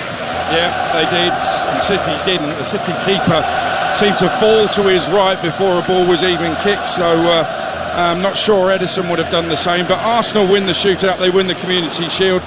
Their first game of the season and City's first game of the Premier League season, both live and exclusive on Talksport. In fact, we're bringing you 4 live commentaries on the opening weekend of the Premier League season next weekend. The first 2, Burnley, Man City, Friday night from 7. Then Arsenal, Nottingham Forest, Saturday lunchtime, are both live on Talksport. Saturday afternoon at 3. I'll be taking you around the grounds. Bournemouth West Ham is live on Talksport 2 at 3 o'clock. And Monday night it's Manchester United against Wolves. Game night starts at 7 after drive on Monday. And it's myself, Danny Murphy, and Darren Lewis from The Mirror who are with you tomorrow night from 7 on Talksport. And Tuesday night and Wednesday night, let me briefly run you through what's happening there. The number of people listening to our kick-off shows on midweek evenings on Talksport's gone through the roof with the latest figures announced last week. So thanks to you all for listening. Wonderful stuff. We appreciate you listening to Talksport. I'll be hosting Tuesday nights our midweek round the ground shows. They're back. That night I'll be at Stevenage, Watford for a Hertfordshire derby in the Carabao Cup first round. Wednesday I'm up Burton for the visit of Leicester, who won today in the Cup as well. League One. Burton made some good attacking signings this summer, beaten yesterday though. It could be a tester for Leicester, we'll see. Talksport 2 from 6 on both Tuesday and Wednesday. Talksport joins in at 7, around the grounds on Talksport, and there are 2 cup commentaries on Talksport 2. Southampton go to League 2 Gillingham, who had an incredible second half of last season and got off to their season off to a 0-0 draw with Stockport away. Decent result for them yesterday. But Gillingham against Southampton is our game on Tuesday night on Talksport 2. Wednesday on Talksport 2, commentary of League 2 Wimbledon against beaten Championship playoff finalist Coventry, who lost 2-1 to Leicester on Talksport 2, live on Talksport 2 earlier today. Let's head down pitch side to Alex Cook. Alex. Well, the Manchester City players and their manager Pep Guardiola just coming up the steps to collect their runners-up medal. So what they're doing, of course, for the 3rd successive Community Shield. One of the last players to go up will be Rodri. A really long embrace between him and Mikel Arteta, of course, former assistant at Manchester City. Declan Rice about to get his hands on another piece of silverware in quick succession. He was fist-pumping the Arsenal fans behind me, and Aaron Ramsdale, a big grin across his face. He was looking, I think, for his family members in the stands. If he found them, I can tell you, one of our colleagues at Talksport was sat right by Aaron Ramsdale's dad, and he said nobody celebrated that penalty save more than Ramsdale Senior. Well, Aaron Ramsdale's dad is a character. In fact, he's had a go at him. He's had a go at his son for playing out from the back. His philosophy is boot it up to the big fellas up front. He is old school. Aaron openly admits that as well. Arsenal about to make their way up to the steps, to pick up the Community Shield. I can tell you that Ipswich have doubled their lead away to Sunderland, newly promoted Ipswich. Sunderland, who made the playoffs last season, it's now 2-0. George Hurst with the second. The first in first half injury time from Nathan Broadhead. The second, 8 minutes into the second half, from George Hurst. And it's Sunderland 0, Ipswich 2, and that is live right now on Talksport 2. And to get Talksport 2, just download the Talksport app for free. You can swipe between Talksport and Talksport 2, or you can tell your smart speaker to play Talksport 2. Pep Guardiola goes up the steps, and he's walking along the gantry now, shaking hands with Mike Summerby and the rest of the dignitaries who are up there as well. He waits for all his players to go past to pick up their medals. Phil Foden, that magical turn that helped to set up Cole Palmer for that brilliant finish from the 21-year-olds. One wonders what the season will bring for him, a loan move, a permanent move, or will he stay at City, and will Pep Guardiola be using him for the campaigns to come? He may need all his squad, Pep Guardiola, for what's to come this season, as they try to defend all 3 trophies that they won last season. Is it difficult, Stuart Pearce, do you think, very quickly, for Pep Guardiola to try to motivate a team that has won everything? I think that's the challenge of top managers this day and age. We've seen it with Ferguson reigniting his team. We've probably seen it with Pep keep going and keep igniting his team. They've got the Holy Grail, you know, the European trophy, which was the one outstanding one that Pep hadn't won. We've seen it time and time before as well with teams that have reached their Everest. There's a drop-off, and he's got to make sure that his City team don't do that. He has. Manchester City, listen, they've got those trophies in the bag, and now it's up to the likes of Arsenal to grab those trophies for themselves. And Arsenal, who came so close last season, that run-in, Mikel Arteta is going up the steps now, high-fiving some of the fans along the way. Big smile on his face. He's won a trophy, his second at the club after the FA Cup a few years ago. He's picked up the Community Shield. He won it that year as well, didn't he? But they have to get better, simple as that, because that run-in will give him nightmares. 1-3, drew 3, lost 3. They don't drop so many points, they go on to win the title. Since then, they've gone and spent £200 million. Are they going to be serious contenders? And is this victory in this Community Shield here at Wembley live on Talksport the kind of statement that they needed to make to the rest of the Premier League and to Manchester City, to say, yes, Arsenal, it wasn't a one-off last year, that wasn't a blip, we're here and we're here to stay in the title race, and you better be taking us seriously. Aaron Ramsdale staked his claim as well, with all the news about David Raya coming in from Brentford. Ramsdale with some good saves and a save in the shootout as well. But Arsenal making their way up the steps here at Wembley to lift the Community Shield. Here's Talksport's Ian Danta. Mikel Arteta just shaking hands with those in the royal box as his team file up the Wembley steps behind him. Kieran Tierney receiving his medal. He'll have an interesting season to come, with Timber having come in from Ajax in the summer just to add to the squad depth. Arteta now has his medal round his neck and he's just casually leaning over the barrier at the scene below him. The Manchester City players all standing, looking up at those in red and white collecting their winners' medals. Pep Guardiola also out there on the Wembley turf. That may be used as motivation by the Manchester City manager, making his players watch this as all players pass by the shield that Martin Odegaard will eventually lift. He's the last in line to receive his medal, and then the former Real Madrid man will get the honour.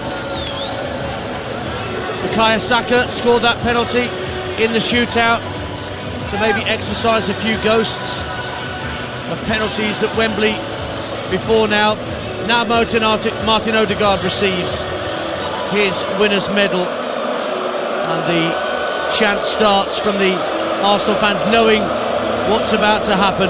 Odegaard grabs the shield, moves in amongst his teammates, gets to the front of those teammates and eventually lifts it into the Wembley sky.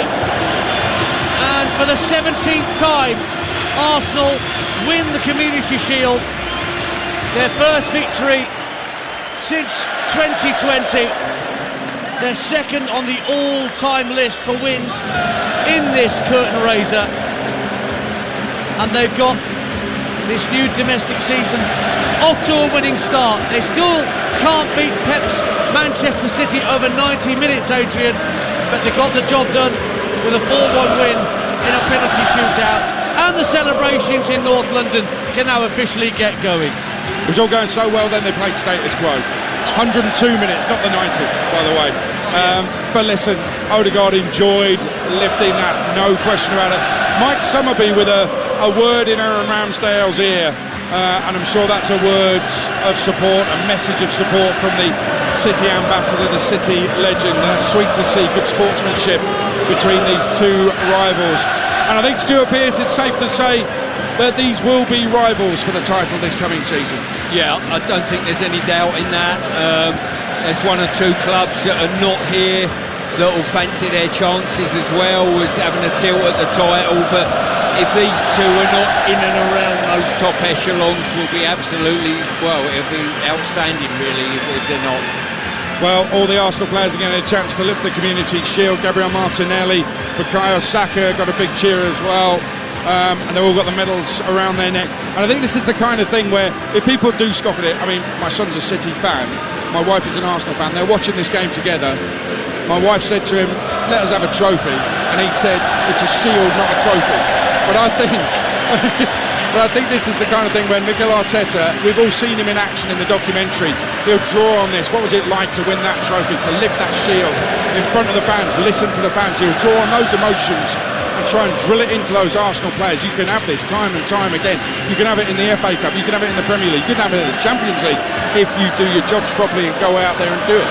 Winning becomes a habit with teams and with individuals, you know, and once you know what it's like to win, you become a bad loser, and that for me is probably the biggest compliment I can play people, you know. Arsenal might become bad losers, and that would send a message out to the rest of the league that they're serious contenders. Will Pep and will City be bothered?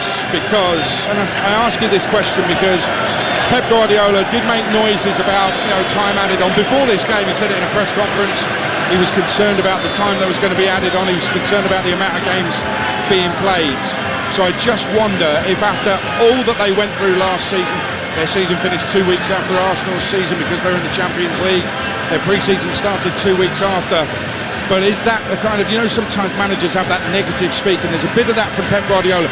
They have done it all, and I'm just wondering if it might just be a bit too much to ask Man City to go again and try and repeat the feat.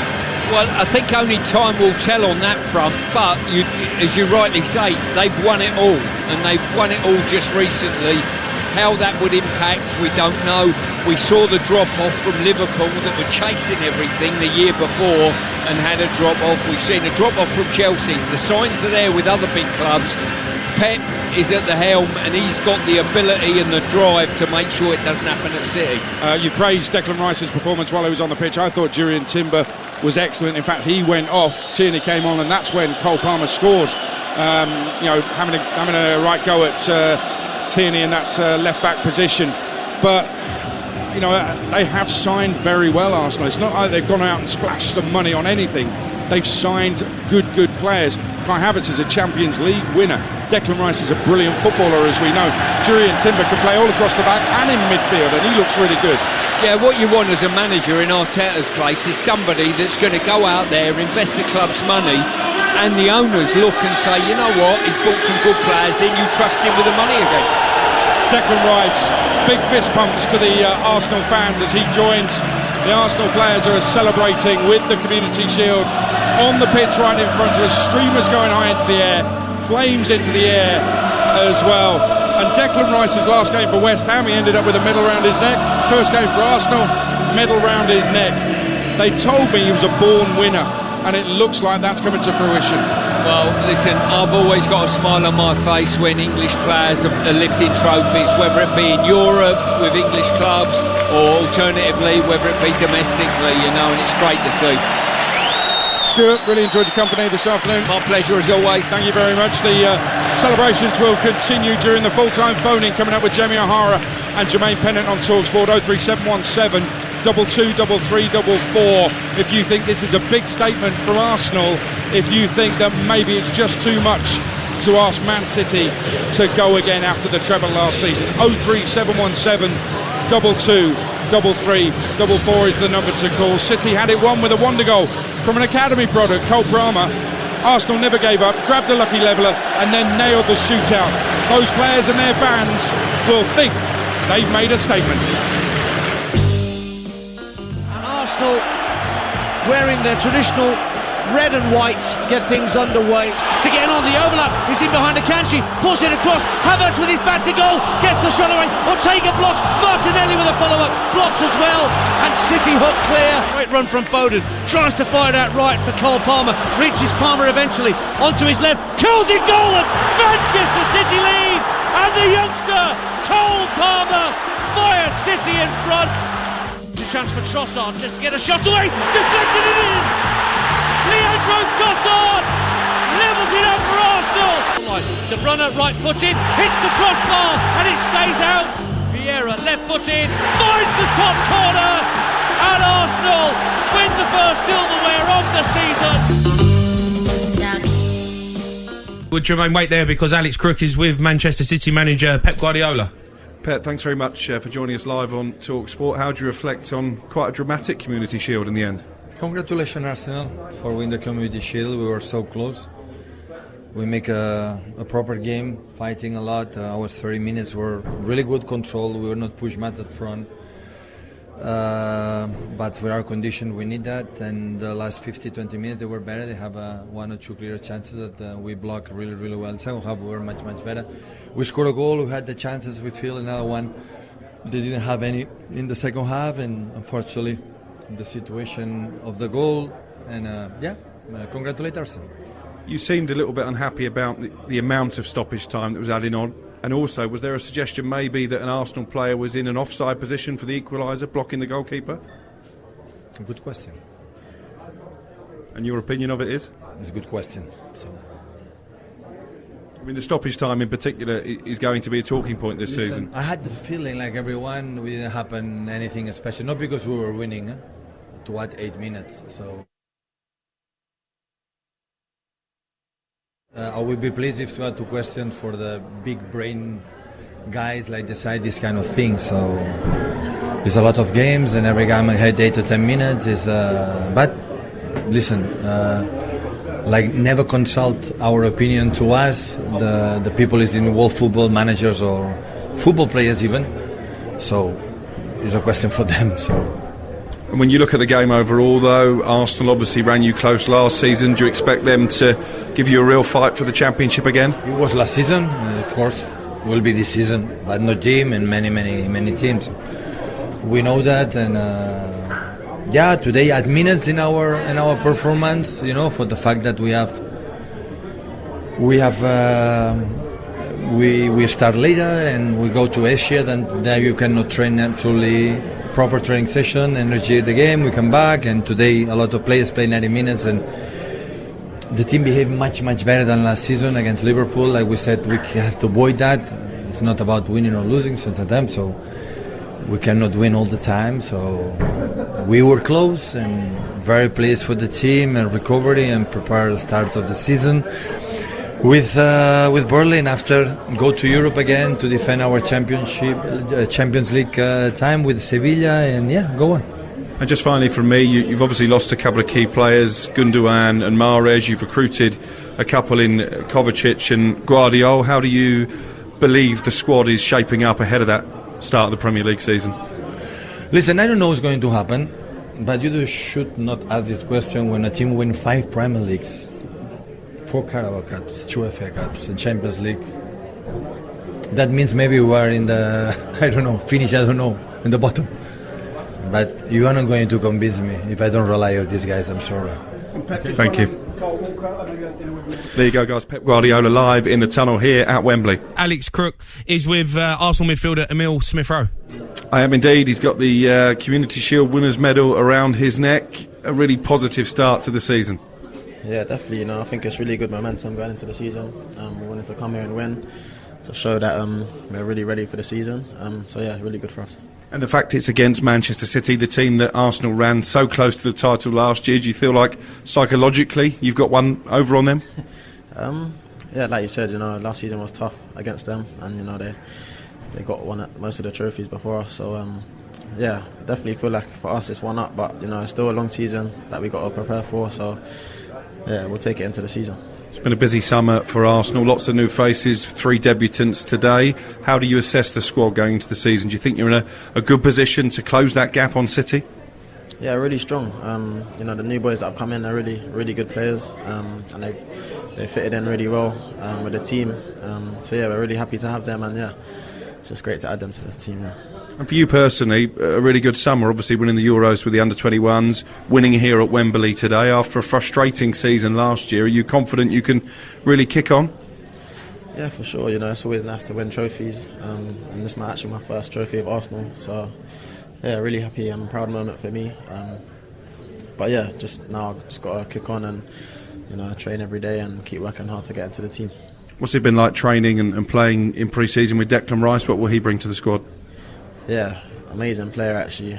Leadership, just everything about his game really. I really like watching him play and stuff. So he'll definitely bring a lot to the team, and the fans should be excited as well. Just finally, just been pointed out that when Arsenal did win the FA Cup here, obviously it was behind closed doors. Emotional scenes with the Arsenal supporters at the end. They were really invested in the game today. You must want to give them more moments. Yeah, for sure. Arsenal is a massive club, and we definitely want to give the fans trophies and moments like today. We'll keep working hard for them, and hopefully at the end of the season we'll have more to celebrate. Great stuff. Congratulations. That's Emile Smith-Rowe joining us live in the tunnel at Wembley.